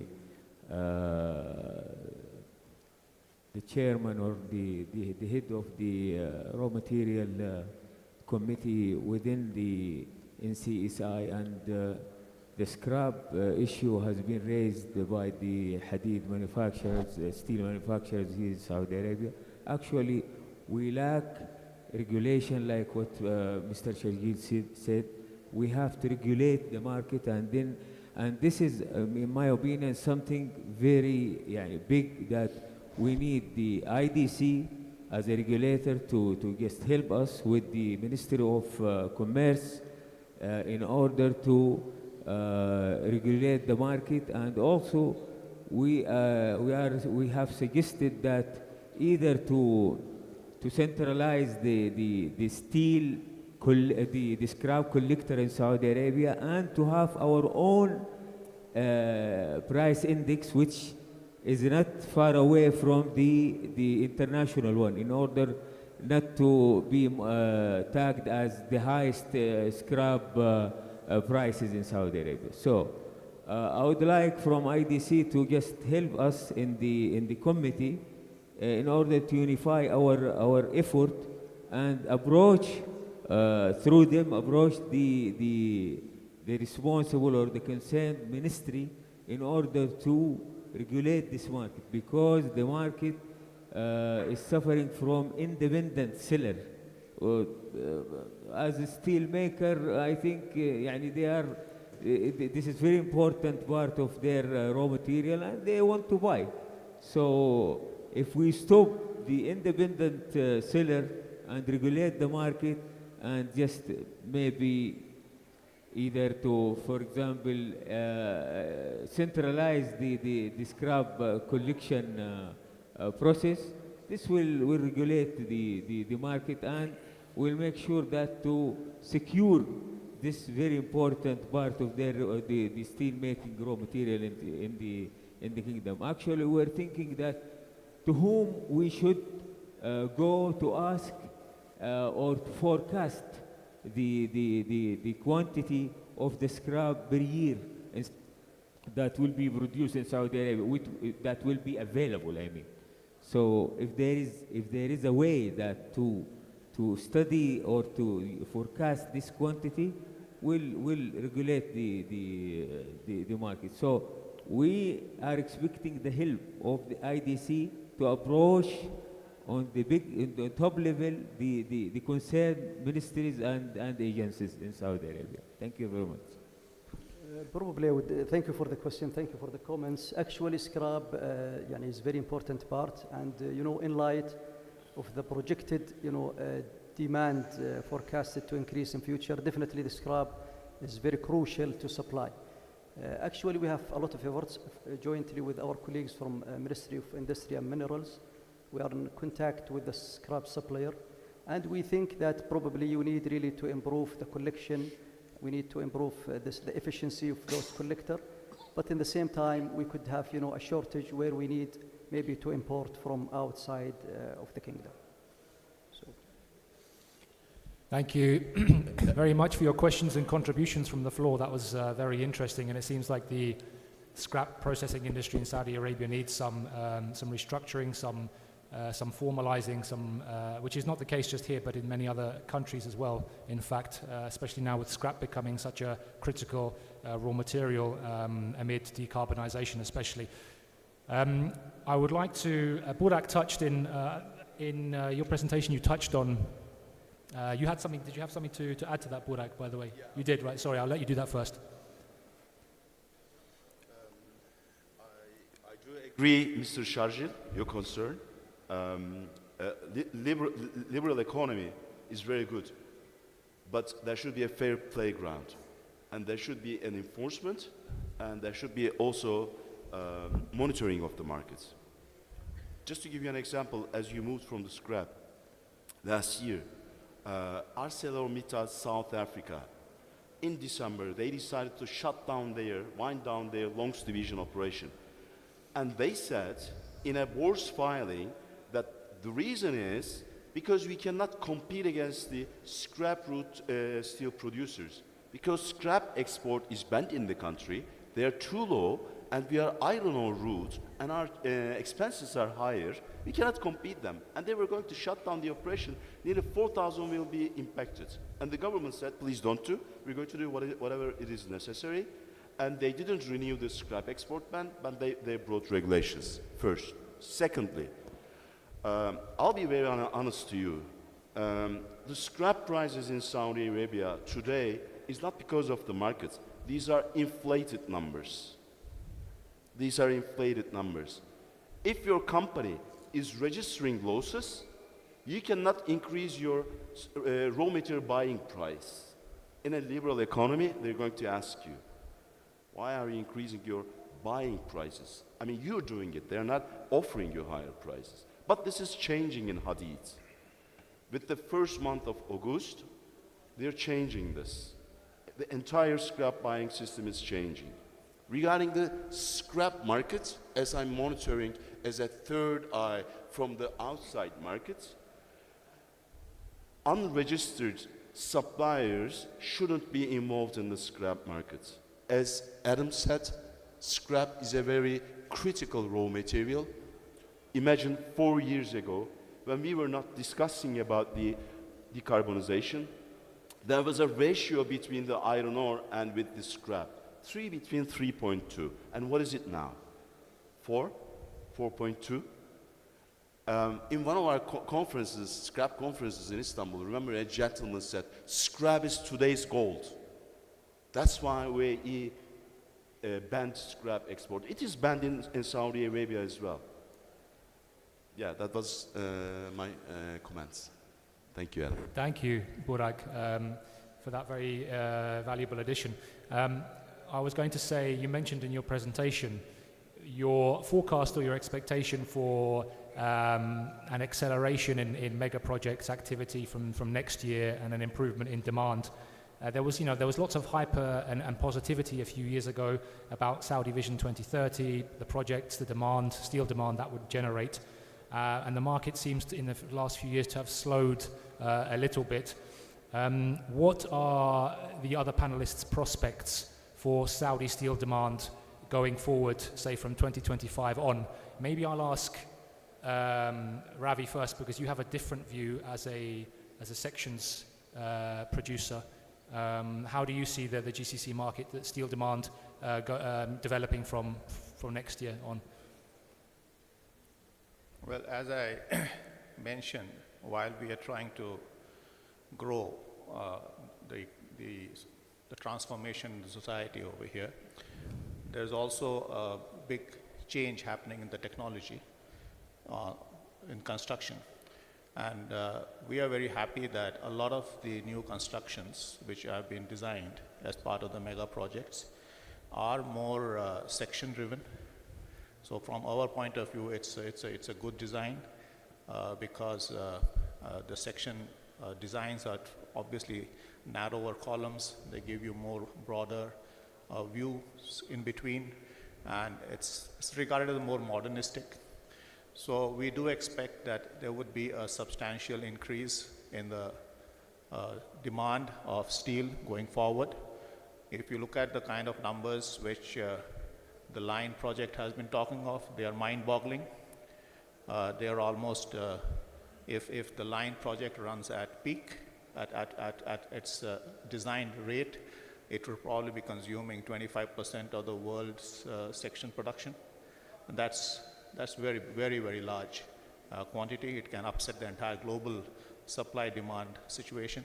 So we are very positive that, and what we have seen in the last few years, yes, there are a lot of narratives which are part, but I think overall there is a positive drive which cannot be questioned. There is definitely a growth happening. It can be sensed even when Burak showed the import and export numbers. You could see that there's almost a 50% increase in the section imports in the country, and it's all got absorbed somewhere. So obviously there is a consumption happening all along. So we are quite positive that overall the steel demand is going to go up quite substantially. I think one of the key points that needs to be raised here is Saudi Arabia, with its abundant gas resources, is one of the best places in the whole world to make steel. And the only green technology that is known to the world today is either scrap-based or DRI-based. There's only so much of scrap in the world. The scrap today is what was consumed in construction maybe 40 years ago, maybe in cars about 10 years ago. So that's the amount of scrap you're going to get. And very soon there is going to be restrictions of movement of scrap in each region. We can expect that coming forward. So then the only place left is use DRI and hopefully carbon capture, or use green hydrogen for making the DRI.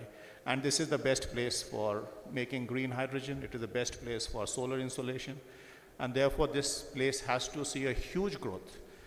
This should become the next Makkah for the steel industry, and not just for local consumption, but also for fragmented supply chains where you produce a basic product over here and you re-export it and do the final rolling somewhere closer to the consumers.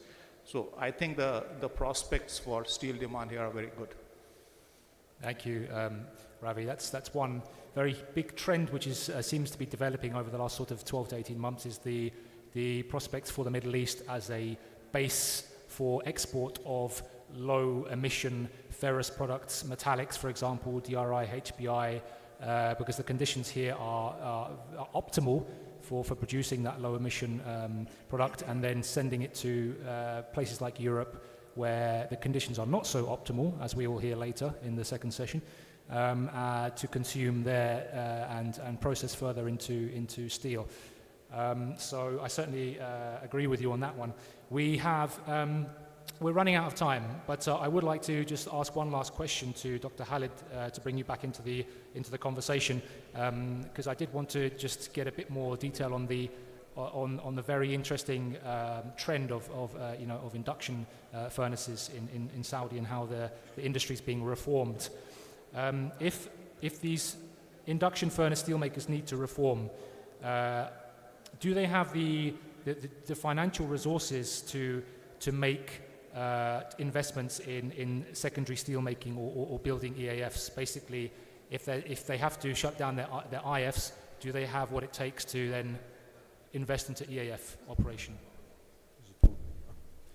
Yeah, thank you for the question. Yeah, induction furnace, actually, in the current situation, I'm not talking about all the companies. I said some of the companies, they don't have ladle furnace treatment or secondary metallurgy. Based on that, the issue of the quality will appear here, that you cannot make a good control over the chemical composition. Fixing ladle furnace, I don't think is going to be an issue. Also with maybe it's investment, but this can be reformed. The other one is actually related to the radio detection gates. That should be also fixed in these companies, so that when you melt the scrap, you will be sure there is no hazardous issue with the coming scrap. So yes, transformation, they can do transformation. We are not talking about here to stop the running one. No, we are talking about how to regulate, how they can run more safely, with no issue with the quality, no issue with the safety of the people, hazardness. But adding more capacity in induction furnace, I don't think is going to be happen, because for the energy efficiency, as we mentioned, and also for the quality issue, I believe the direction now towards expansion in electric arc furnace. Thank you. Also, Yes. I would just add to what Dr. Khalid is talking about when you ask about the financial to replace the induction and etc. I'm sure all of us, or most of the people available here, they know there are some initiative programs by the government to support the local industry. And there is no doubt, if there is a business case behind that, there is financial institutions available, whether it is a government or even from commercial. I don't think that there will be any challenge in this, as long as it is being proven that it is a business case to proceed. Thank you.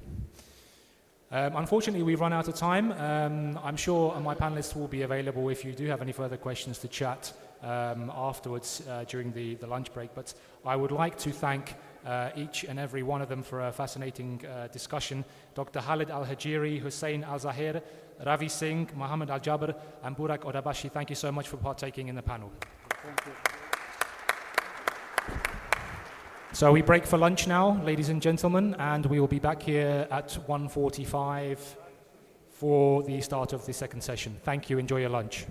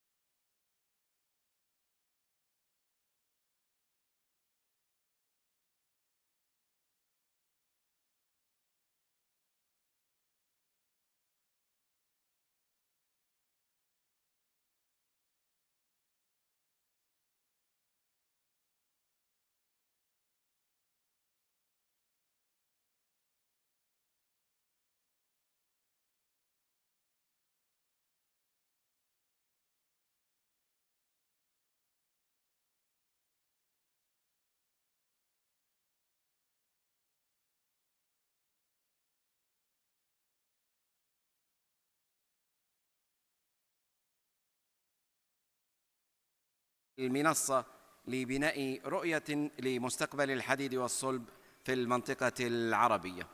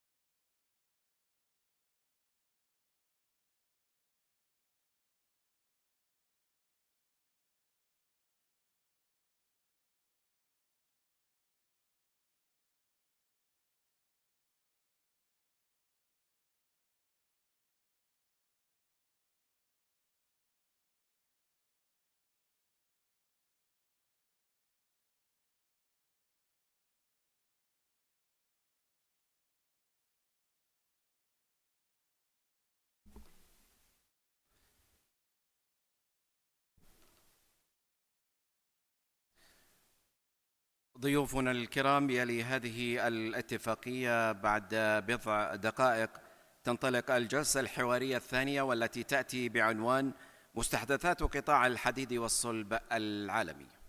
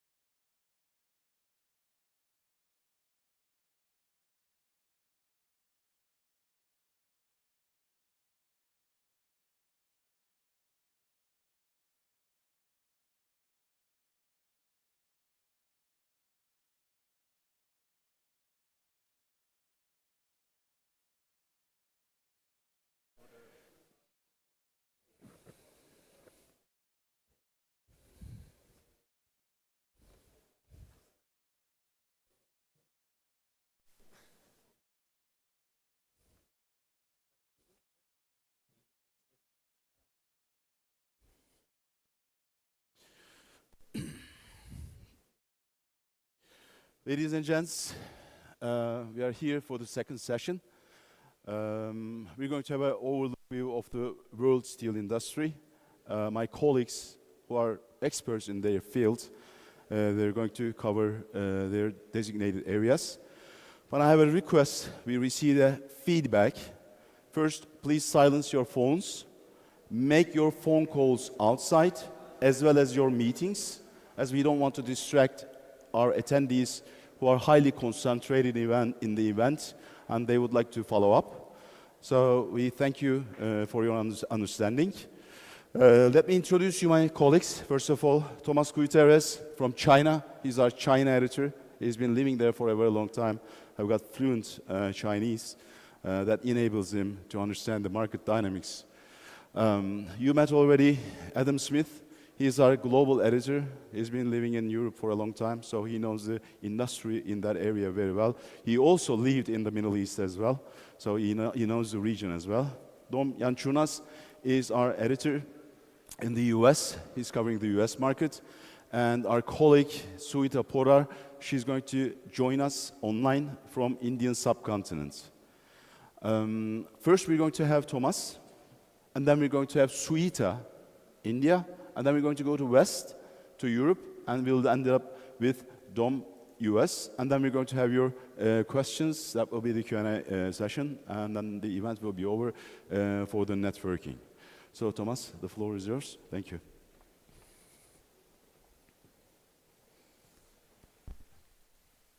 Hi, everyone. Hope that's working okay. You can hear me?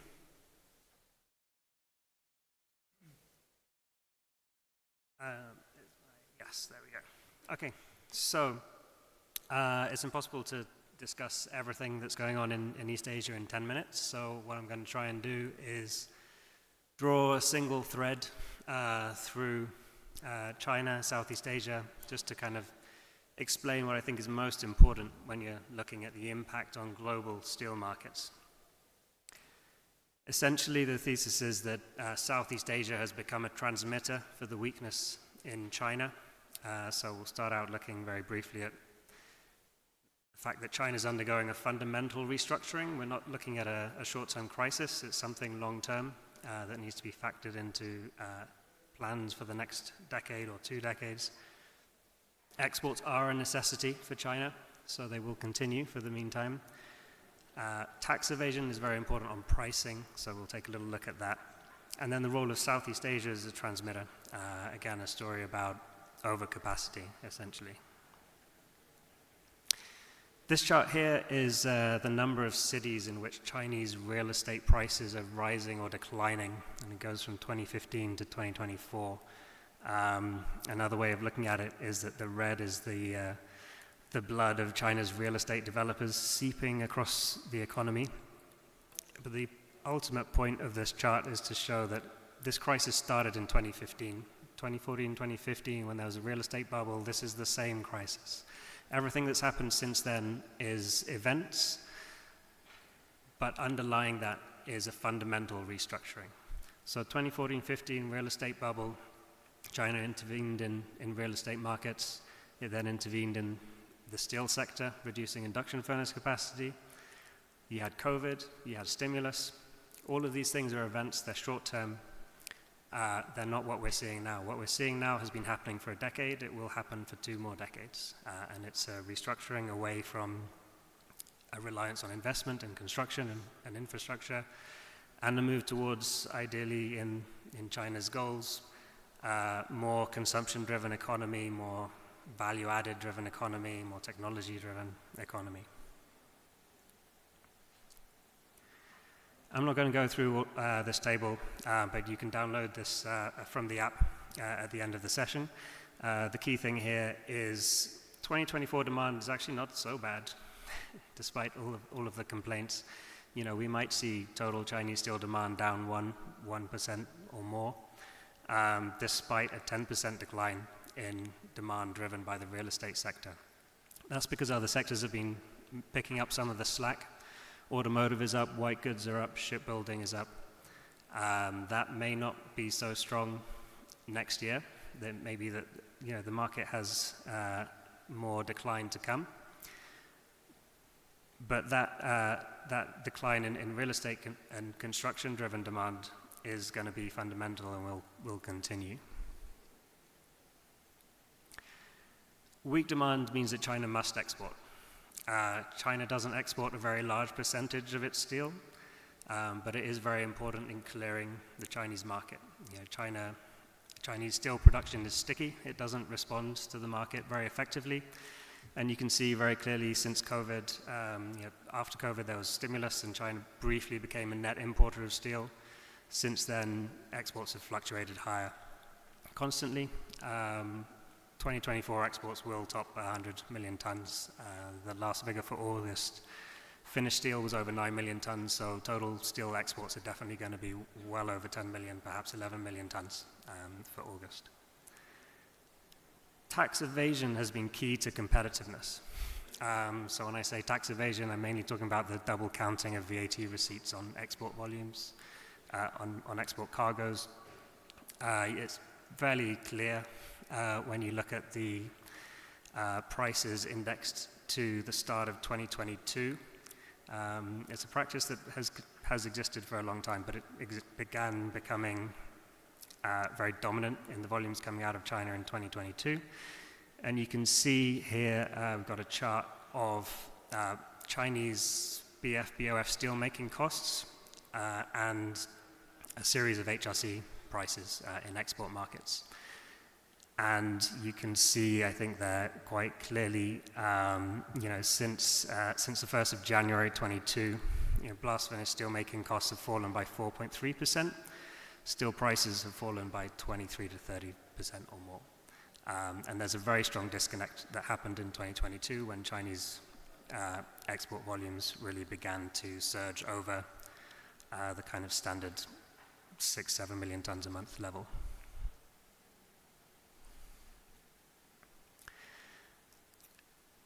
China is really setting the price of steel globally, but I want to make the case also that Southeast Asia is deciding the volume of trade flows globally. We talked about this being a decade-long crisis, 2015, 2016. Obviously, China was also exporting over 100 million tons a year of steel, and now China is exporting over 100 million tons a year of steel. But there's a very fundamental difference, and the difference is not in China, it's in Southeast Asia.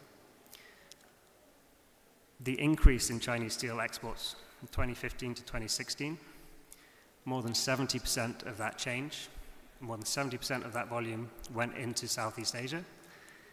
And the result then was Southeast Asian steel production fell. Southeast Asian net steel imports increased. If you look at 2022 to 2023, Southeast Asia only absorbed an additional 1%. If you look at its net imports for Southeast Asia really did not change at all, even though they were taking a lot more steel. If you look at Japan, Korea, Taiwan, the changes are also fairly minimal. So essentially what you have is a market. If you draw a line on the west end of Southeast Asia and you watch the steel coming in this direction, the difference between 2016 and now is an increase of around 20 million tons a year. And that 20 million tons a year is just defined by Southeast Asia. It's not a change in Chinese export volumes. The reason for that is Southeast Asia has been increasing its capacity, even though its demand has been falling. Southeast Asian steel demand has fallen since 2016, but since then, we have had Formosa, we've had Huafat, we've had Alliance, we've had Dersin. We have Eastern Steel adding more capacity. We have Huafat adding another 5.6 million tons a year of hot coil capacity next year. We have Panhua saying they're going to commission 2.3 million tons in the Philippines next year. Capacity is still going in. Demand is not going up. So that balance is going to continue to get worse for at least the next year or two. Ultimately, that means that shift in trade balance combined with with China's ability to cut prices has meant global prices have been suppressed. I think that's not news to anybody, but this is a chart to make it nice and clear. you know, the change since the post-COVID stimulus phase in China, when it was a net importer, to now, you know, prices have fallen very significantly in all regions for all products. So finally, having drawn that line, I just want to point out a few factors to look out for going forward. Firstly, you know, what might change going forward? You know, there's been talk about what happens if China cuts steel production and balances its market much better. A word of warning for that. Firstly, there isn't much sign that China is going to be cutting production that significantly. Even if it does, globally steel prices would still fall. You know, iron ore prices are weakening, coking coal prices are weakening.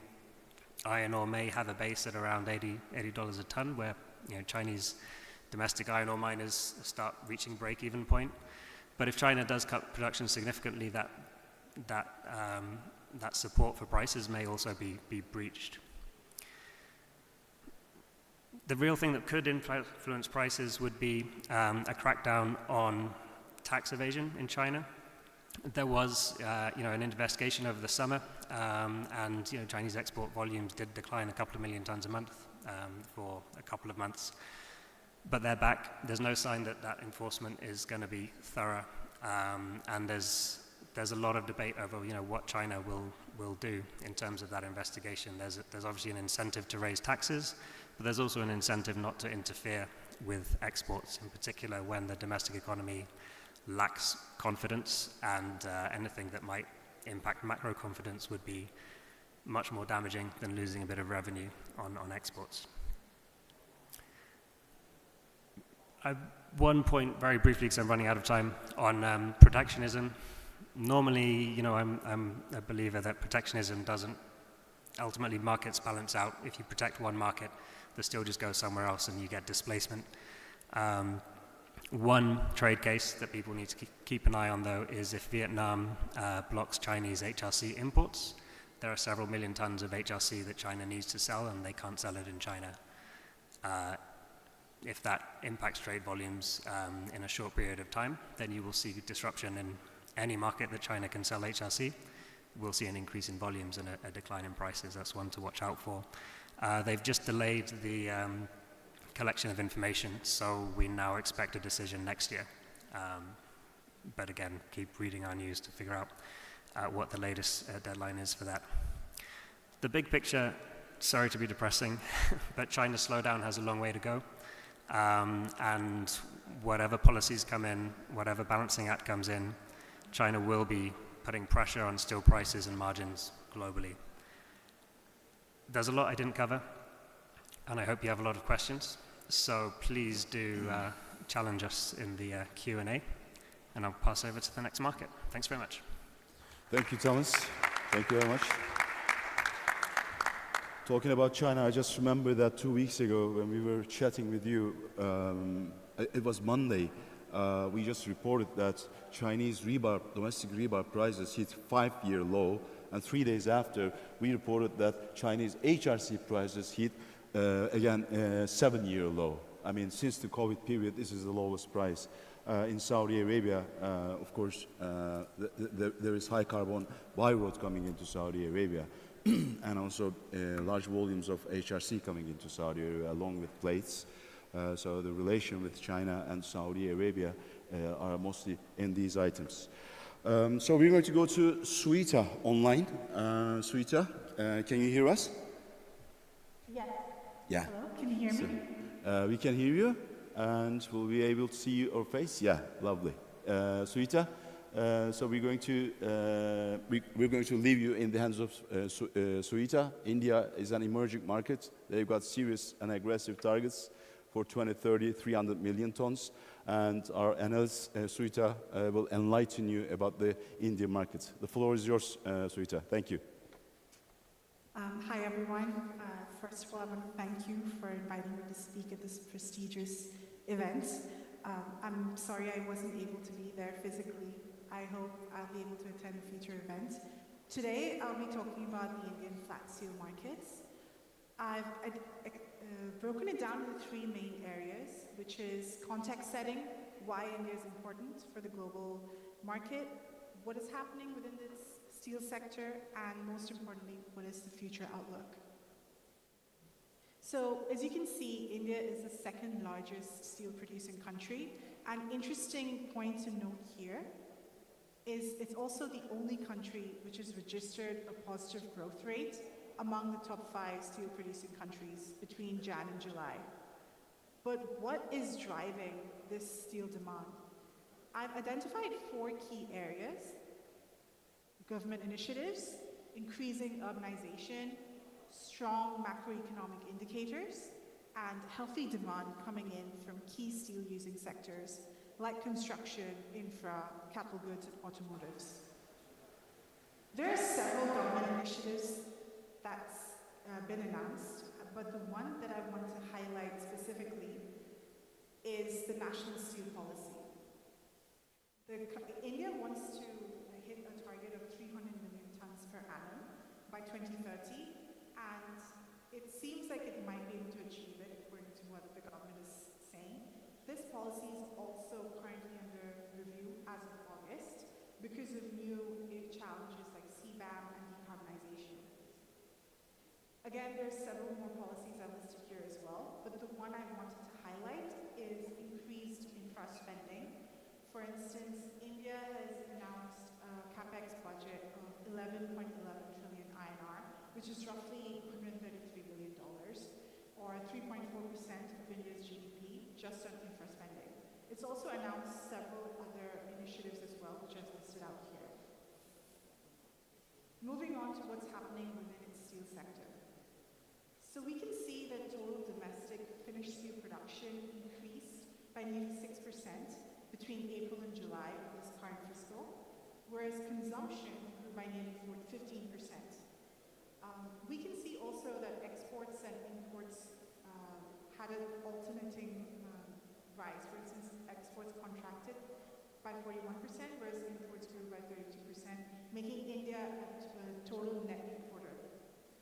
Apparent steel use, which is production plus imports minus exports, shows that India's finished steel apparent steel use grew by nearly 10% between April and July of this year. Who were the main producers?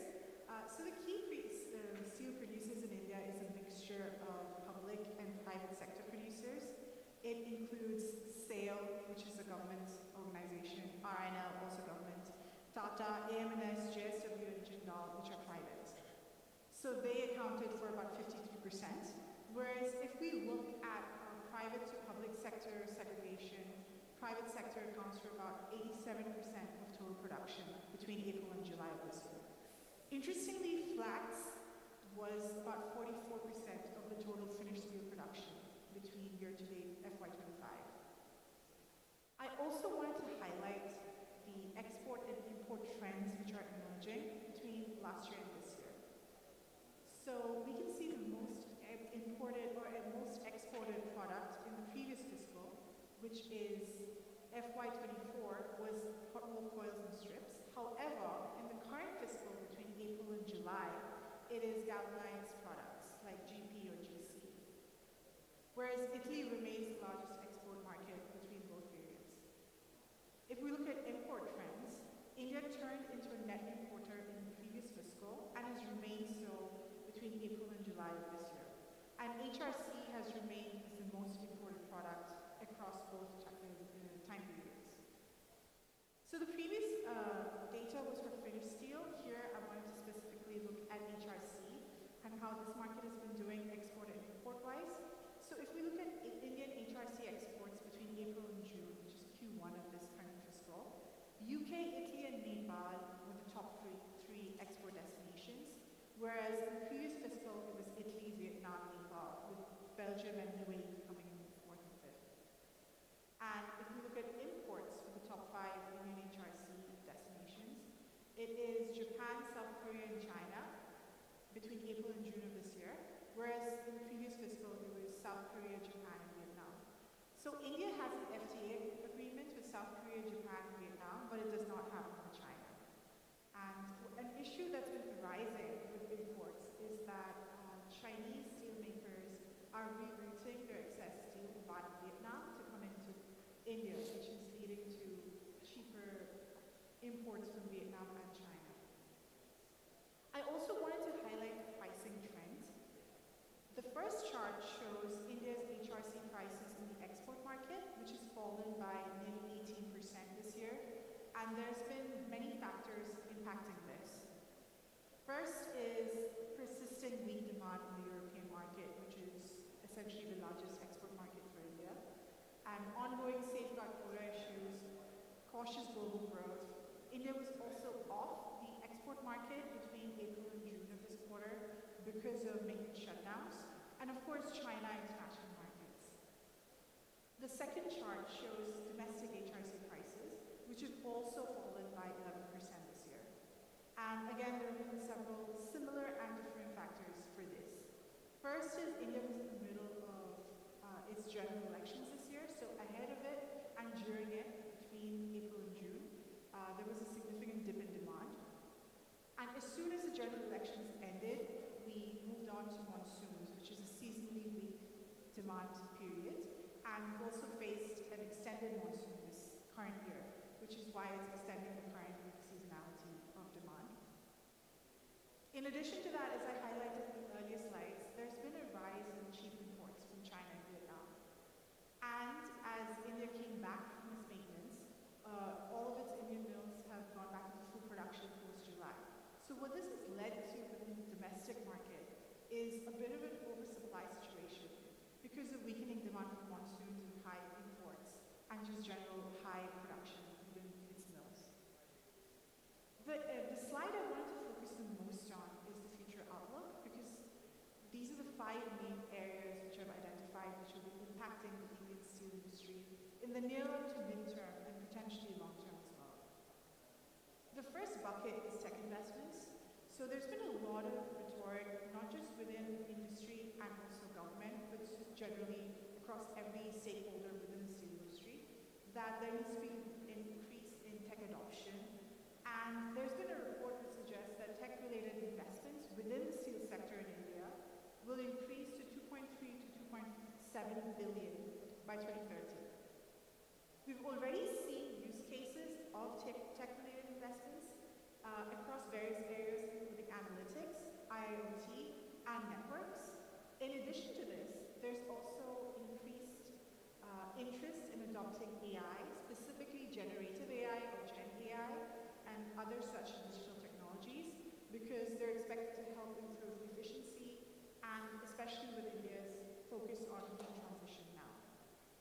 So, in fact, the Indian government announced a green steel report just last week, highlighting a roadmap and action plan for how it intends to undertake the green steel green transition.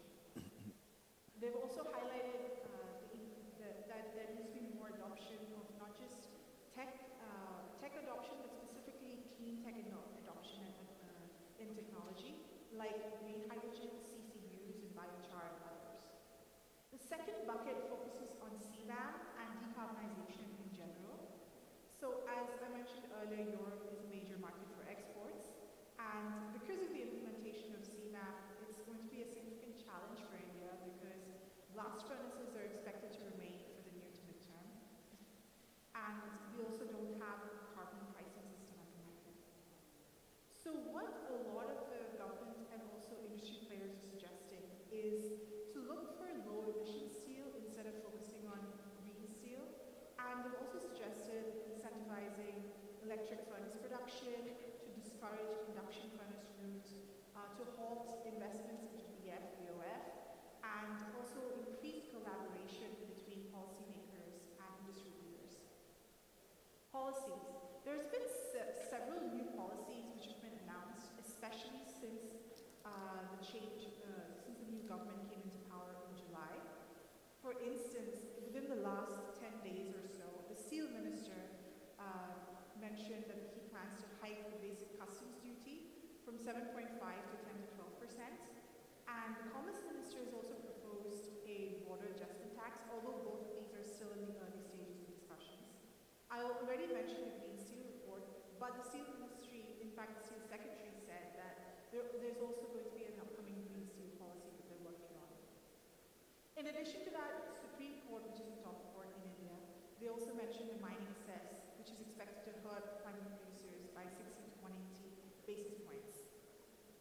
Another factor is imports dumping and an increase in trade cases. There's been increasing rhetoric in protectionist measures or protectionism in general in other parts of the world, and it has come to India as well. For example, India is currently being investigated by EU and Malaysia and Vietnam, and India is also investigating Vietnamese HRC as well. Turkey has already issued its dumping margins against Indian HRC, and in fact, India just a few days ago, 4 or 5 days ago, extended its countervailing duty against China and Vietnam for stainless steel as well. So there's been just a general rhetoric of protectionism all across. And the final bucket is China and international markets. As Tom mentioned in his slide, in his presentation, and as my presentation highlights as well, China plays a huge role, not just globally, but for Indian markets as well. And how the Chinese market's demand improves, how they're pricing themselves, impacts our domestic prices and how we're able to compete in the export markets as well, and how we're able to withstand the increasing imports from China and Vietnam. These were the main 5 points I wanted to discuss. If you have any questions, please feel free to reach out to me or to my colleagues. Thank you again. Sarita, thank you very much for the comprehensive insight of the Indian market. That was really interesting for us in Saudi Arabia. Definitely we have a lot of Indian presence. Of course, for some time we don't see Indian exports because the prices are too low here coming from China. They enjoy the margins in the European markets. And also, remember, India is the largest DRI producer in the world. So thank you. During the Q&A sessions, we'll come back to you. Adam, the floor is yours.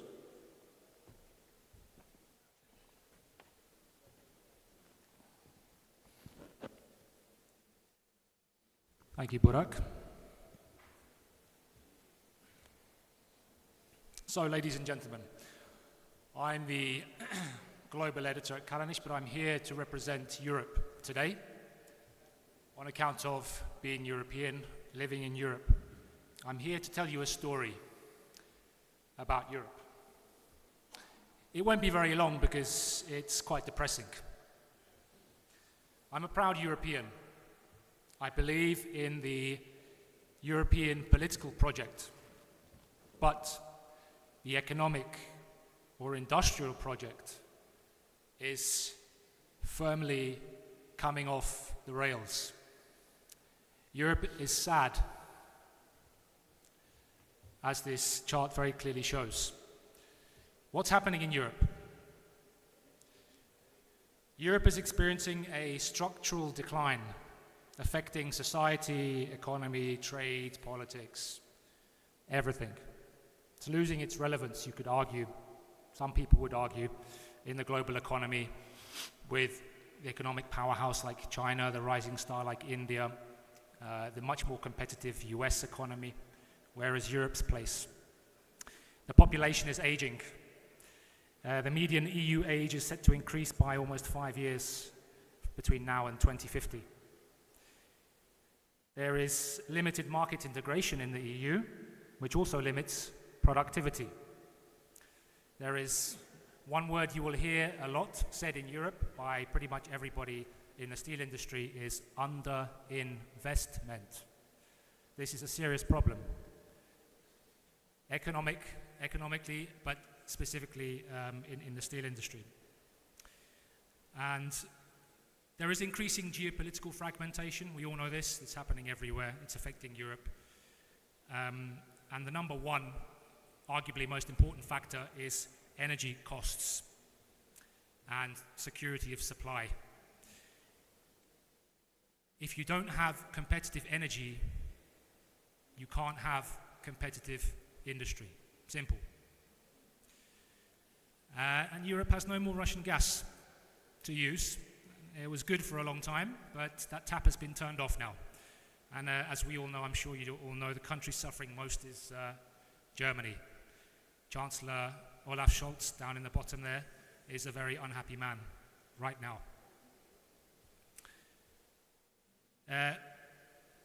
Deindustrialization is one of the top words, slogans, terms in Europe right now, along with decarbonization. The two go hand in hand right now. It's we'll see in a minute a bit more why that is, but the fear is real. It's happening. Europe is deindustrializing. Steel production in the EU was at its slowest level ever last year. This demand figure includes the UK because it's taken from World Steel. They do a EU plus UK finished steel demand figure, but it shows the trend. Demand was down significantly last year compared to 2022. The imports into the EU are still taking up a large share of EU steel consumption. My calculation here shows about 20%, but if you look at the EU specifically, that goes up to 26-27%. Imports in the first half of this year have risen significantly, and the annualized figure for this year will be, if it continues at the same rate, will be higher than it was in 2023.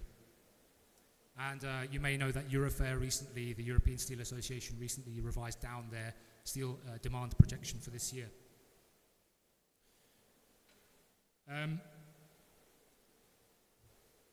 I quite like that Economist front cover there because it shows it asks the question, is Germany again the sick man of Europe? It most certainly is. It's traditionally the growth engine of Europe's economy, and if it's not doing well, then usually the rest of Europe doesn't do very well because a lot of countries are dependent on the supply chain, which Germany controls. Domestic appliances and mechanical engineering should see some small growth in the EU this year, but automotive is going to drop more than expected. We have crises happening at various European steel makers. I'm sure you're all aware. ThyssenKrupp had a management walkout a couple of weeks ago. Celsa is selling most of its EU units. There's uncertainty surrounding British Steel. I don't need to talk about Liberty Steel. Everybody knows about what's happening there. And of course, Volkswagen may close down its German factories, which would be unprecedented and very bad news for the European automotive industry and steel consumption. So, among this high-cost environment in Europe, we've seen imports coming into the EU undercutting domestic prices.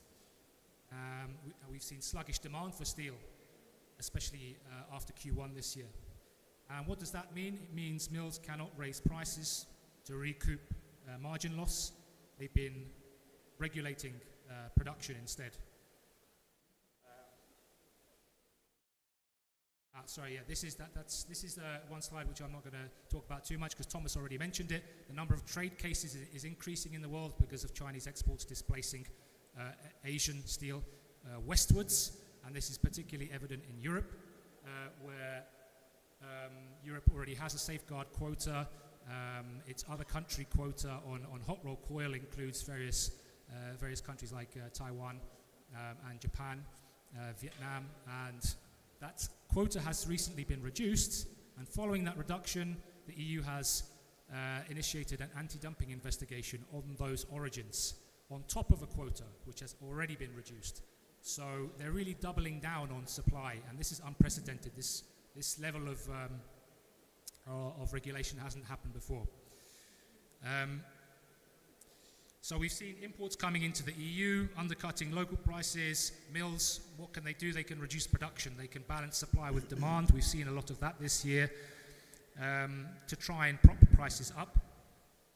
But every time that the mills have tried, in the case of HRC, as this graph shows, to raise prices, certainly since the second quarter onwards, they have failed to make these prices stick. The market has not accepted increases. It's symptomatic of the European economy as a whole. It's not crashing, it's just not moving anywhere. the growth is very sluggish. There's inertia, and it's frustrating. And since the return of the market following the summer holiday, you'll see their hot rolled coil prices in Northern Europe have fallen to their lowest level since December 2020, below 600 euros per ton. So I talked about the cost environment. European steelmakers are already suffering from uncompetitive energy costs, which is the foundation, the basis for industry. To add to that, as you all know, Europe is obsessed right now with decarbonization, reducing carbon emissions, and it's introduced various measures to make this happen, which have increased the burden on European steelmakers who are already burdened. So the European steel industry has to reduce its emissions by 55%. That's the sort of estimate by Eurofer of the capex acquired for this is over 30 billion euros, and an additional 54 billion for operating expenditure. There's lots of steel subsidies being given out by European governments to various steel projects, which is great. But if you can't feed these steel plants with low-cost, competitive energy, steel subsidies aren't going to help you. They're not going to get you anywhere.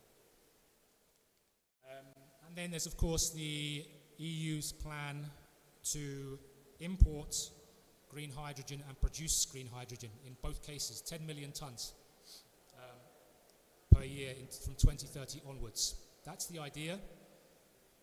Whether or not that's realistic, I'm not sure. I can't see it happening at that quickly, at the current rate. And therefore, the very optimistic plans for having 30 million plus tons of DRI production in Europe by 2034 or 5 or whenever it is may also be a little bit optimistic. Hence why there's a lot of talk now about Europe importing low emission metallics from countries and regions like the Middle East where they can be produced much more competitively. It makes sense on some levels. Is the carbon border adjustment mechanism the savior? That's still, the jury's out on that one. There are a few things which have to be fixed about CBAM urgently before it's going to work effectively, and those are the three main things identified again by Eurofer. For example, it's fine to tax steel coming in from Asia or wherever with a carbon border adjustment tax, but what about the finished goods, the everything else coming in which has been made from steel, the steel consuming goods? They're not levied with any tax. Policymakers, they've kind of helped and hindered at the same time. This is a picture of European Commission President Ursula von der Leyen on a recent visit earlier this year to Mauritania, meeting with President Mohamed El Ghazouani in Mauritania. And she actually said that Mauritania should invest in low emission metallics production, and then they should add value and invest in low emission steel production in Mauritania. Adds value to the economy in Mauritania, which is great. Creates employment in Mauritania. But then she said that this green steel should be then shipped to the EU, which is a strange thing for the EU's top politician to say when everybody's really worried about deindustrialization in Europe. Importing metallics is one thing, but importing the finished product, then you are basically saying we don't need any steel production anymore in Europe. This is a question: is decarbonisation losing steam in Europe? I'll just mention quickly, there are two main factors here. One is defence. Since the Ukraine war broke out, European countries' economies have become much more focused on defence, the importance of defence for national security, and they've decided to spend more on defence. For example, Poland, which is now spending this year over 5% of its GDP. on defense. And having a strong, strong steel industry, a strong industrial base, which is not overburdened by costs and regulation and taxes, is important to feed your defense industry. Green lashing is also another issue. It's a phenomenon threatening the greening of industry and society. People are tired. Some people are tired of the extra costs, the extra burden created by decarbonisation. So the question is, will this slow things down? Will this slow down the process? We'll see. Lastly, CBAM may not be the savior of Europe, but this man might be. Mario Draghi, the EU's unofficial top technocrat, issued an economic revival plan a few days ago, which I won't go through all the details because there's a lot. You can look that up yourself. But it's 400 pages. It wants to stimulate investment by 800 billion euros per year and revive competitiveness in Europe. But the problem is, of course, political unity, political will and political unity. Can different EU countries agree on this? That's always a problem when it comes to decision making in Europe, and that's not so easy.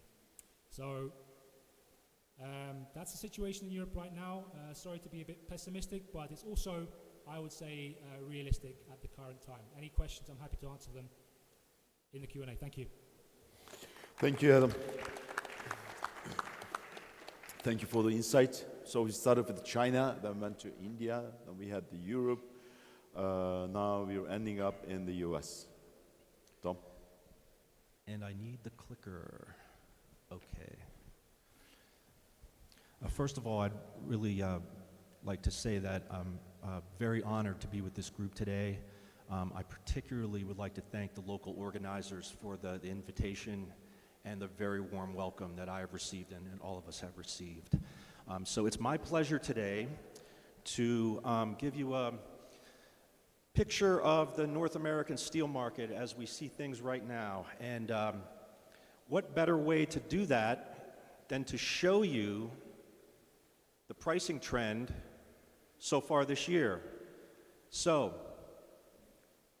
this chart shows for some of the key items, shows the percent change since the start of the year to date that is, comparing the relative performance of these items, and everything is down, down, down, down, down.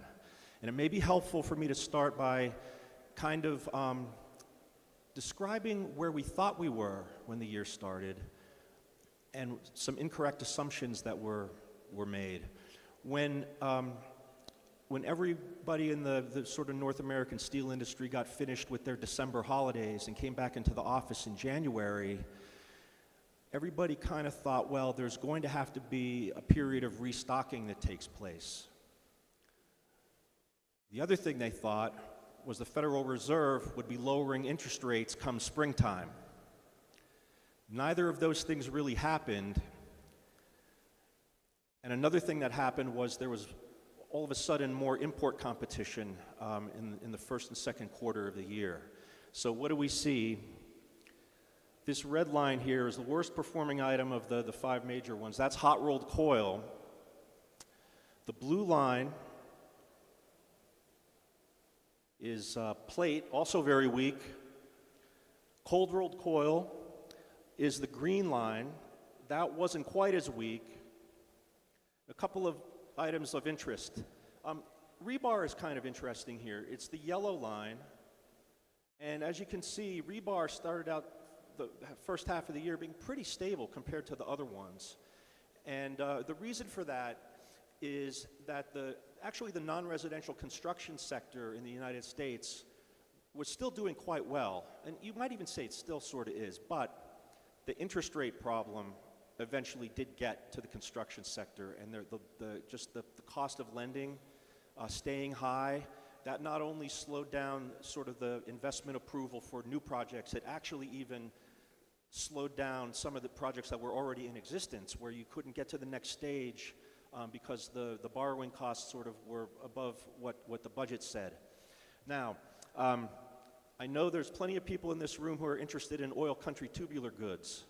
That's the purple line. And you might say, hey, I would have expected OCTG to do worse than that. You know, it's sort of relatively not so bad compared to the other items. The reason for that in 2024 is that OCTG domestically in the US was already very weak in 2023. So it started out the year weak, and then it weakened, but it didn't go down as much as the other items did on a percentage basis this year, and that's the reason for that. So the last factor that has really hurt sentiment, especially as the year progressed and we get to sort of summertime and into, towards fall now, is the presidential election. A lot more concern as the presidential election got closer and closer, especially with President Biden dropping out, and then we have Vice President Harris as the Democratic nominee.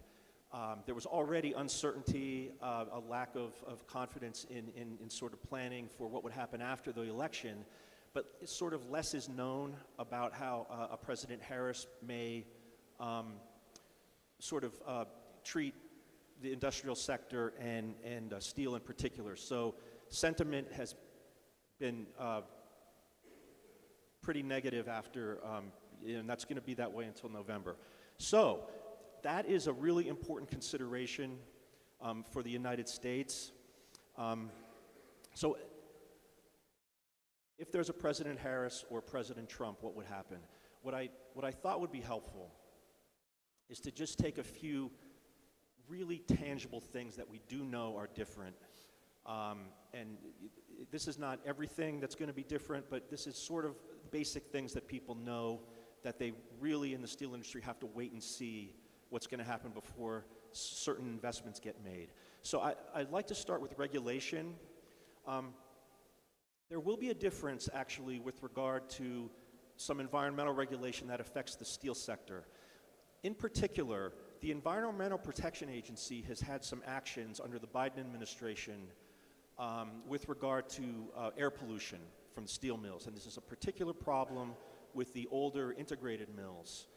There's some cases going on right now where there are some expensive changes being some expensive construction and cleanups that have to be done at a couple of the integrated mills. We've also actually had a couple of long product mills close, with the company explaining that it's these clean air regulations that are just making it untenable.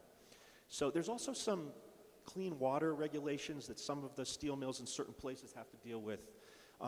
The truth of the matter is, and we know this from President Trump's first term, if he gets sent back to the White House, he's going to have the EPA back off on most of this stuff and not be as aggressive, and that's something that you could pretty much count on. Also, it's worth noting for steel that it's very well known that President Trump is going to really do what he can to support more oil drilling, more gas drilling, and the coal industry.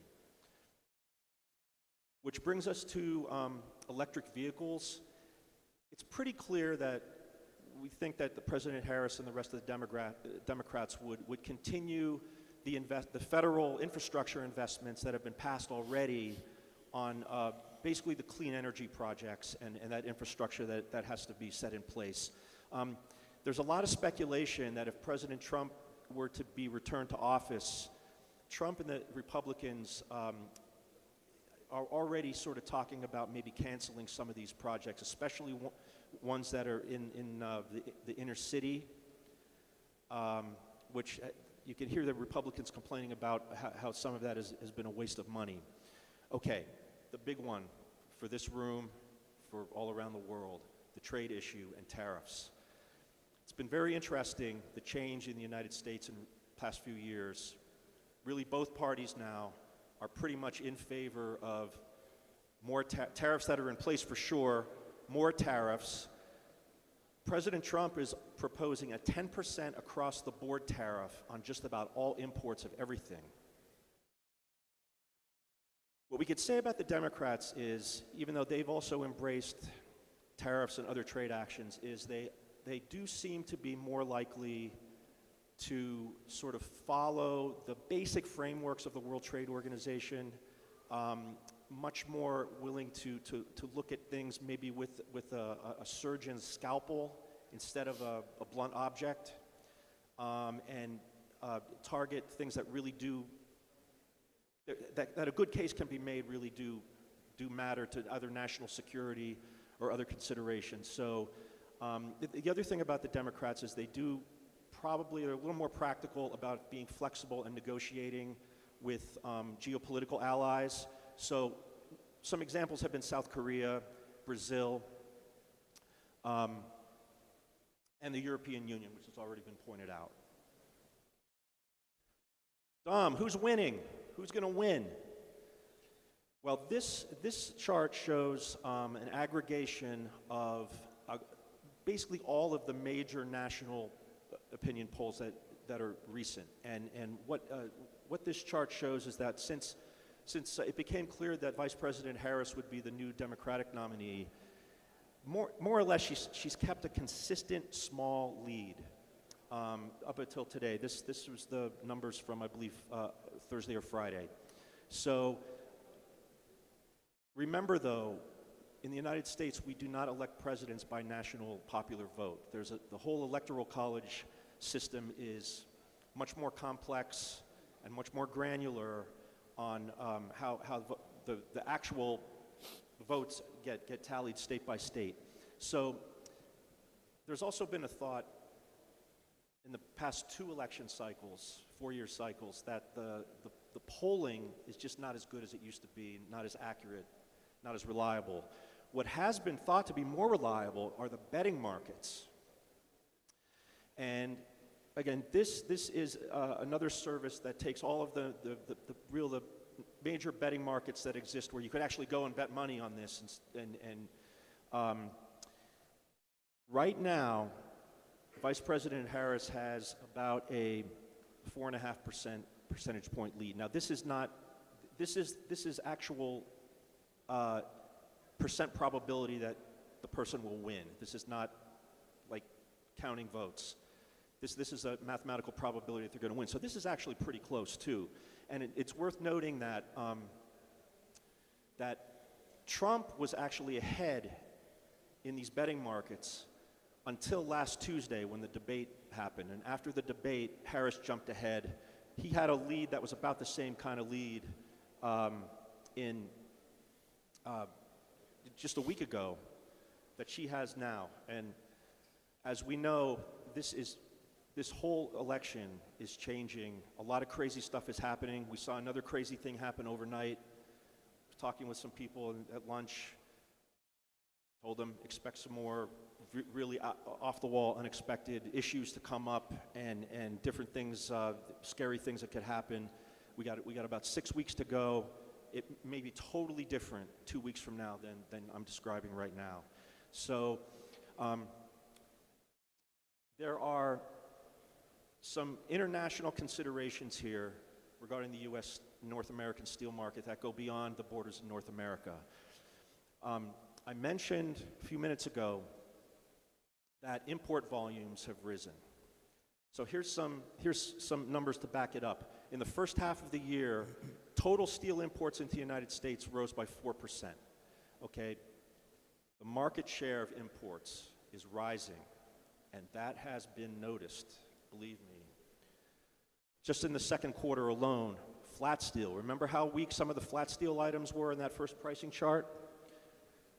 Flat steel imports rose 27% in the second quarter.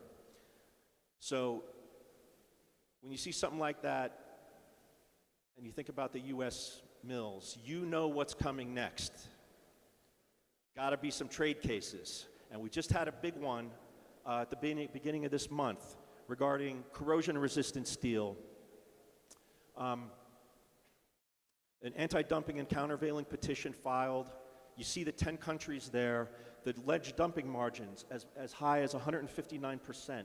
I can tell you that the volumes rose the sharpest from Vietnam, and Vietnam is going to be a target of this. Brazil is going to be a target of this, and Taiwan. Those are probably the three that have the biggest, more on the high end of those margins. There's a couple countries on that list of 10 that might surprise you. Our neighbors to the north and south.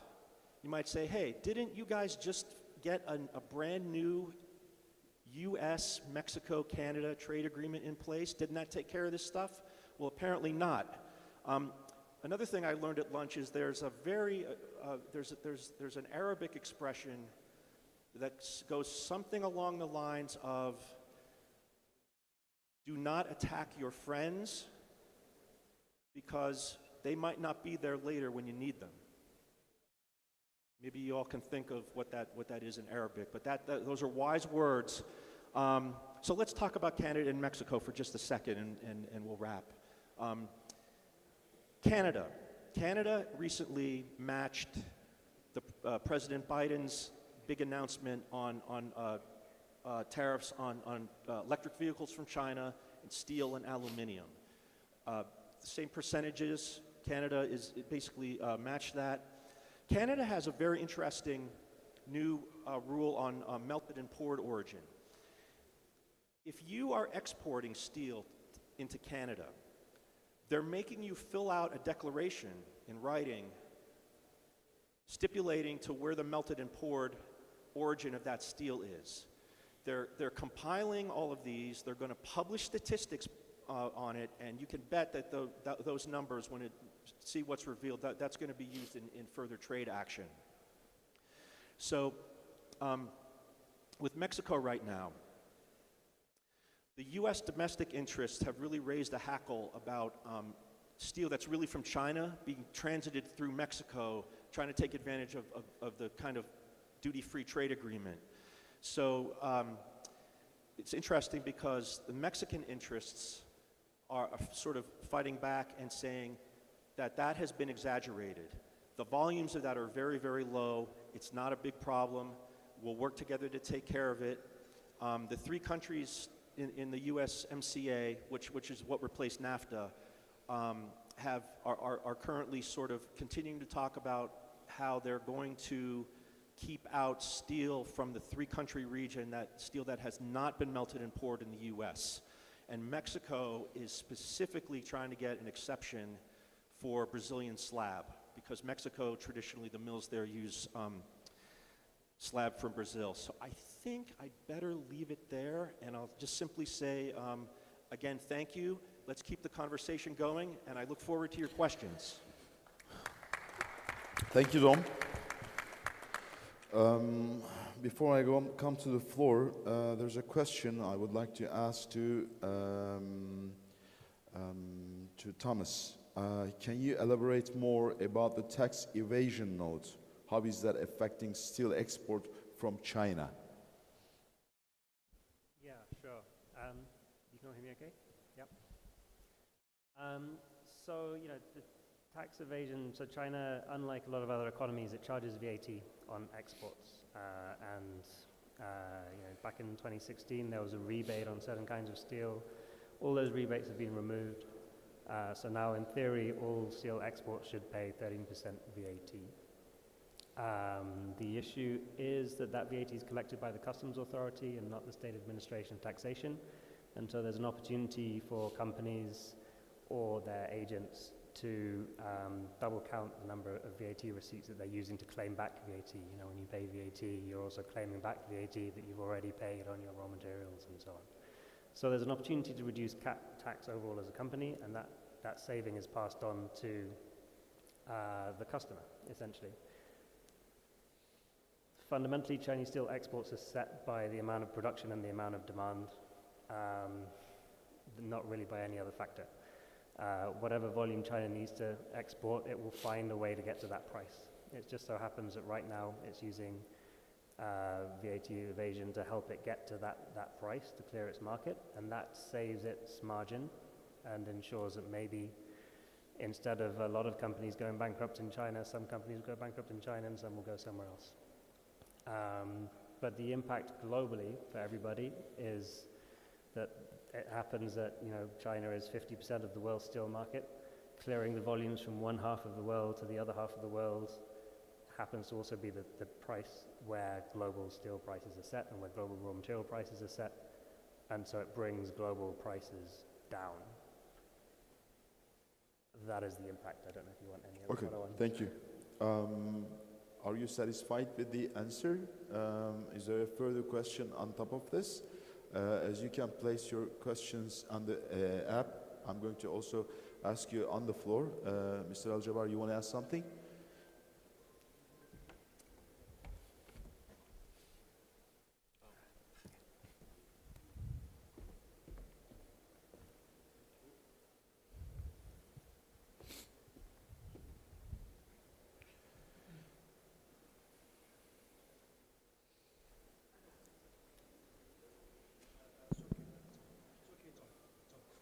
Question for you. I have the question for you, Dom. There was a discussion that Nippon Steel is planning to acquire U.S. steel industry, and still the debate still there. How do you look at it from the U.S. steel industry point of view?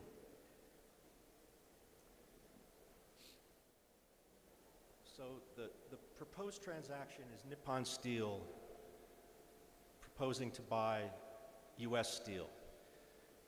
U.S. Steel, United States Steel, based in Pittsburgh, founded in 1901, used to be the largest company in the world, one of the real U.S. industrial icons. There's a big backlash against U.S. Steel being bought by a Japanese company, even though U.S. Steel is not really one of the top 3 largest U.S. American steel producers anymore. Let me give you a few facts. So, President Biden came out against this. Former President Trump came out against this.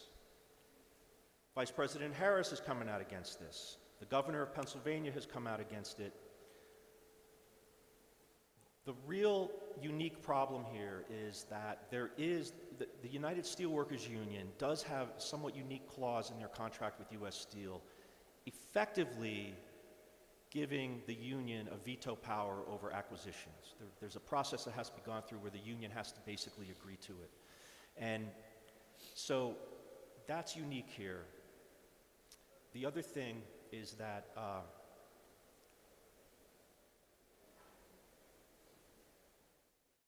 few facts. So the justification from the politician standpoint is, first of all, the symbolism is bad, that here's a great American company from days gone by being acquired by a foreign company. And just put aside for a minute that it's a very, very, very close ally where Nippon Steel comes from. And the politicians are making a national security case in saying that our biggest steel companies ought to be owned by Americans. So the facts that I'm going to list for you are, right now, there are steel mills in America that are run by Russian-owned companies, owned by Russian companies. There are steel mills in America owned by Indian companies.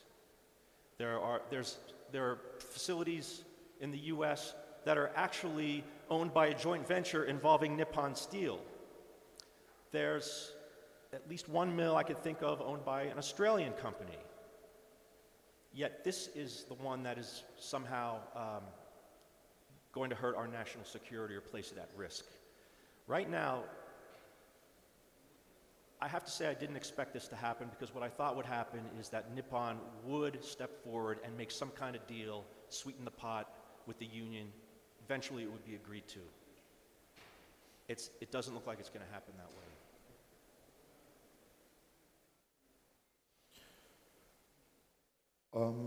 Any more question on the floor?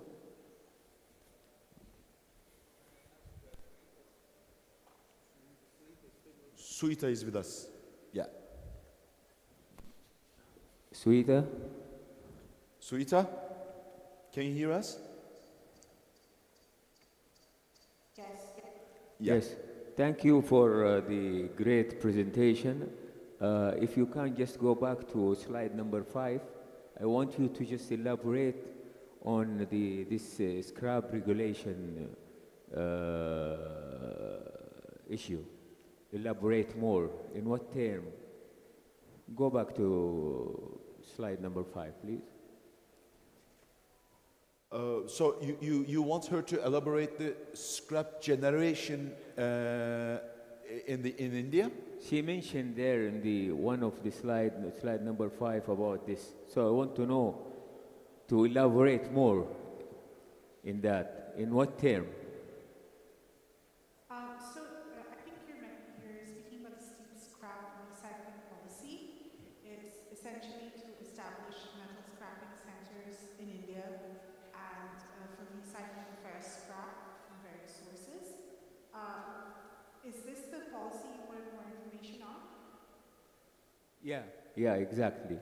Exactly. Yeah, so there's not any new updates on the specific policy as such. The current policies which are being reviewed is the PLI scheme and the National Steel Policy Scheme. However, this specific policy just aims to promote more metal scrapping centers in India. And that's the focus on it. There's been not much updates on this specific thing. However, if there's any other specific questions you wanted about this particular policy, I can definitely update you on it separately with more updates. I mainly look at the finished steel and flat steel sector, so if you wanted more info on the steel scrap side, I can definitely update you. Okay, thank you. I would like to know more if you can provide me with your email or their web-based address. It will be great. Okay, thank you very much. Okay. Any more question on the ground? Mr. Al-Jabbar, can we have the microphone to here, please?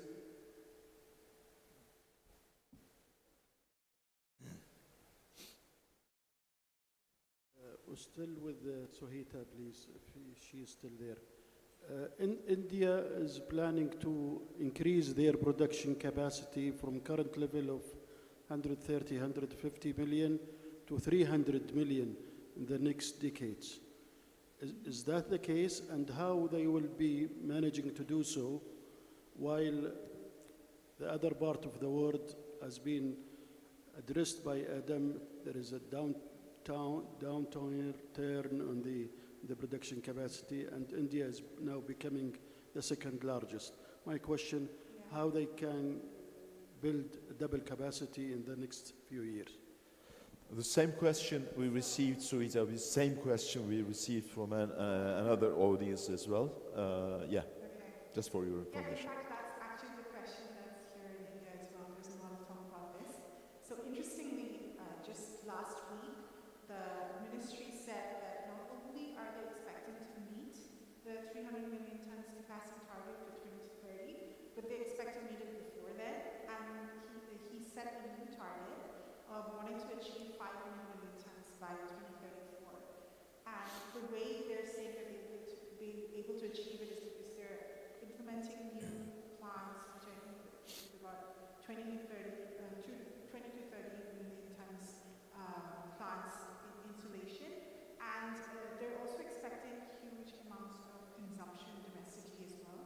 There was a recent report that says that India's steel consumption is expected to increase to 9 to 10% next year, despite having a lot of input pressures. So what they're saying is, despite having price pressures from imports like China and Vietnam, domestic demand and capacity are able to withstand it, and there's enough consumption that we'll be able to overcome it. So it looks like there is a possibility we'll be able to achieve this capacity, not just from the government perspective, but also from industry perspective. There was also a recent report that suggests that India's steel capacity is expected to increase to 790 million by 2017. So it seems like it's possible to reach this level of capacity, as there's enough demand and consumption. Any more question on the floor? We have a attendee wants to ask a question.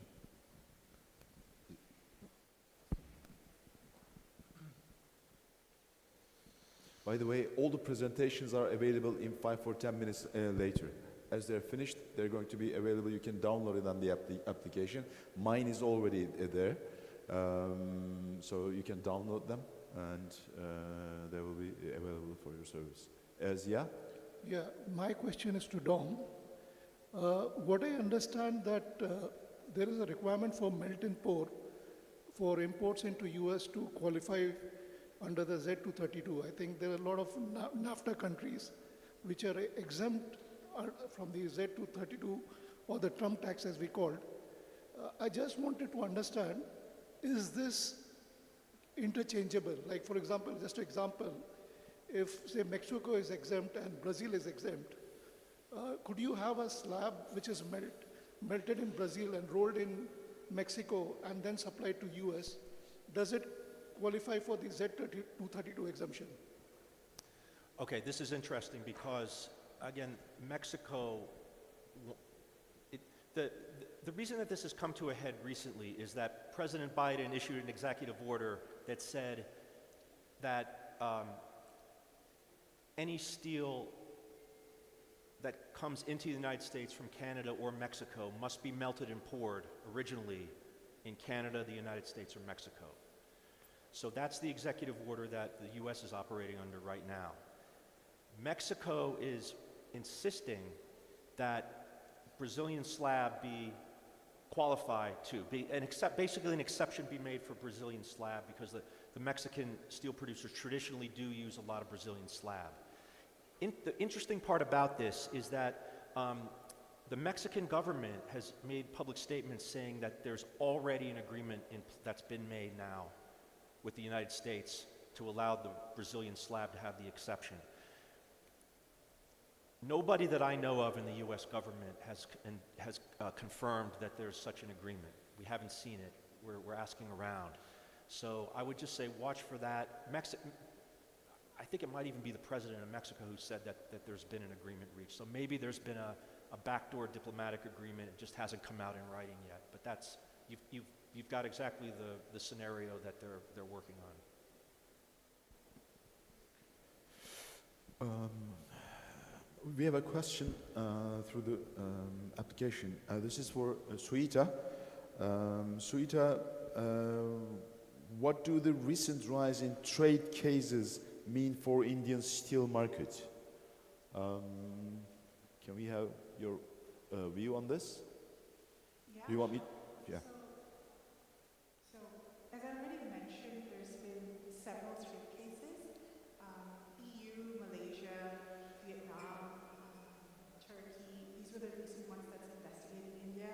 India has also launched an investigation on Vietnamese HRC. And what this has led to within the Indian steel sector is that they're more and more focused on the domestic market.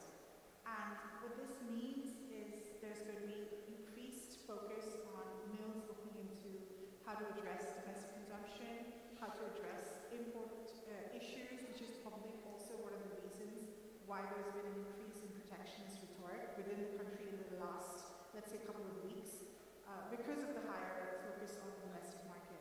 So what this means is, despite all of the challenges that India is facing, let's say, export-wise or import-wise, its focus will remain on domestics, which is good because there's a lot of demand here. And while it's been weak demand due to seasonality, because of monsoons, we're heading towards the festive season from October onwards, which is typically very strong demand-wise. And it's estimated that demand is expected to increase, and which will also lead to potentially HRC prices increasing as well. Okay. Suita, this is my question. Being the largest DRI producer in the world and have got a serious target for increasing the crude steel capacity, do they also plan to increase their DRI production? I'm not really focused on the DRI side of things. As I mentioned, I'm more in flat steel and fluid steel. Sure. But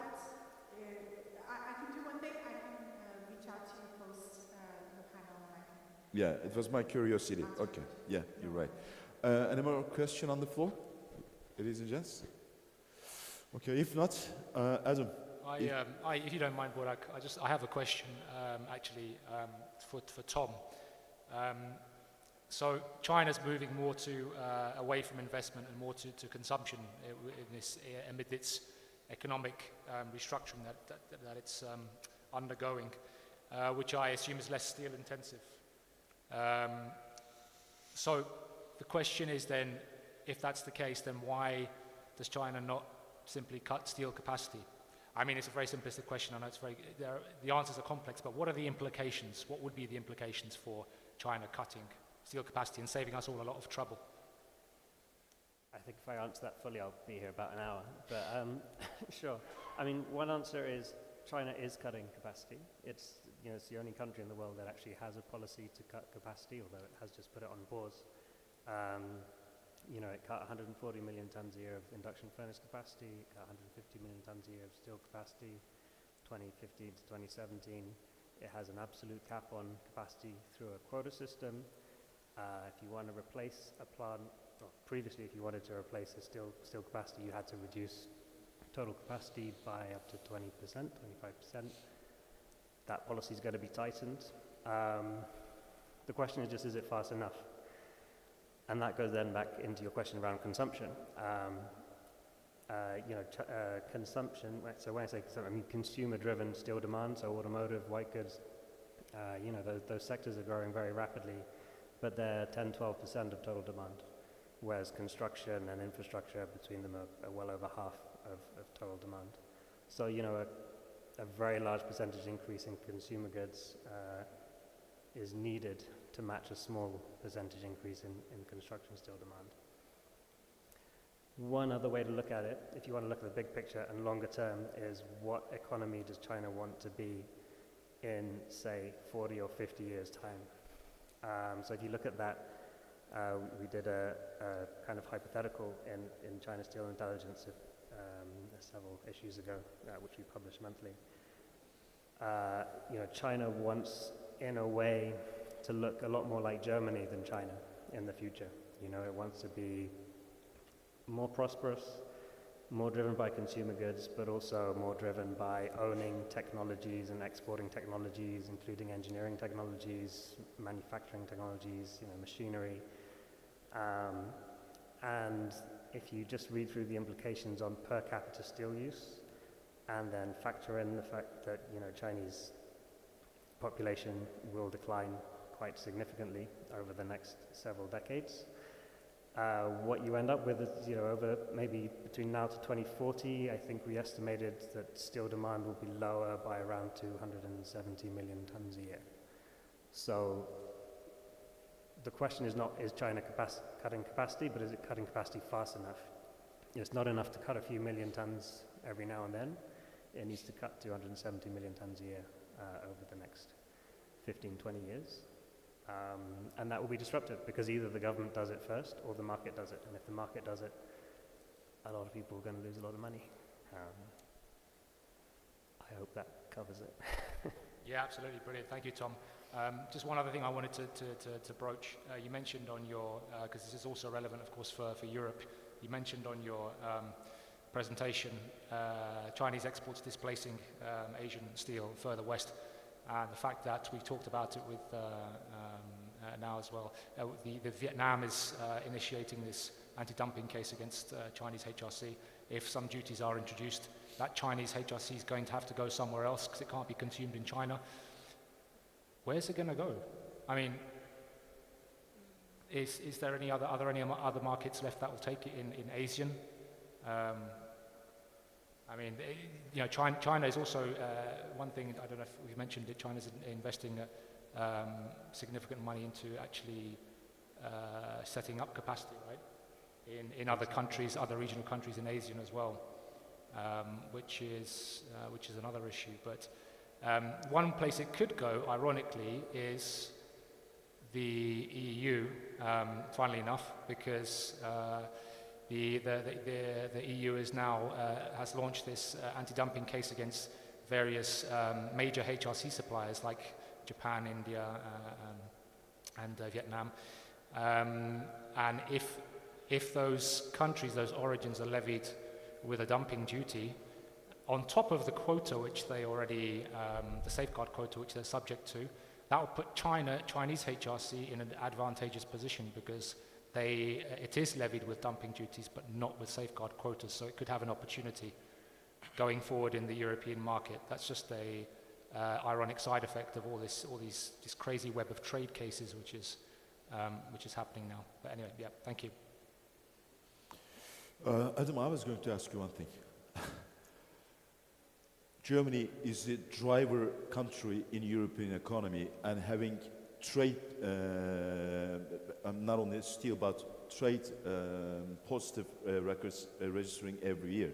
So when you talk about steel trade for Germany, giving the example of ThyssenKrupp, probably they're going to lose this, yeah? You said they lost their competitive advantage, but we also know that France, they announced that they're going to build up 25 nuclear power plants.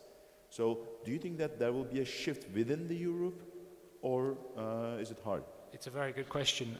Nuclear energy is something which has been talked about increasingly now in Europe. It's been accepted as a necessity because truly green, I mean, nuclear energy is fairly clean. It's not truly green, but truly green energy, solar power, wind power, the build-out of that, the infrastructure build-out, is not quick enough to satisfy the demands of EU steel industry. EU steel industry wants to go green, not tomorrow, not today, yesterday. And it doesn't have the energy to do that. So nuclear is it's a readily available solution. The technology's been around for decades. Now we have a new technology. I'm sure you all know the small modular reactors, the sort of miniature, small-scale nuclear plants, which are quicker to set up. The capex is lower, and it's been talked about. They've been talked about as the solution to the energy problems of Europe. The issue is, as is always the case in Europe, each EU country has its own mindset, its own culture, its own way of doing things. The uptake of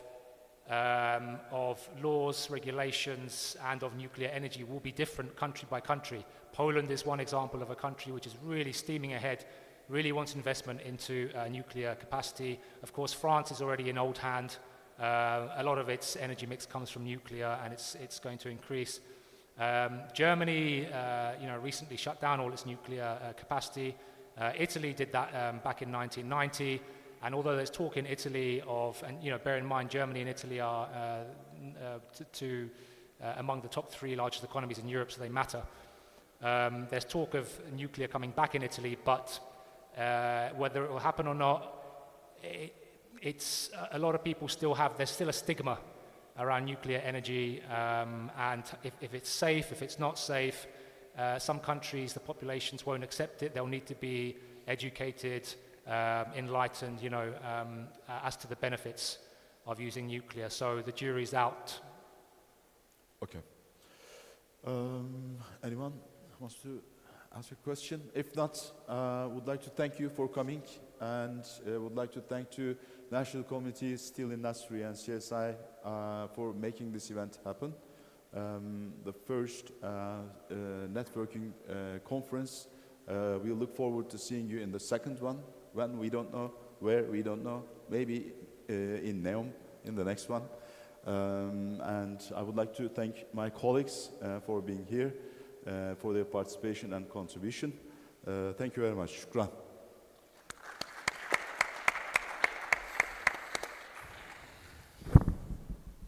Cheers.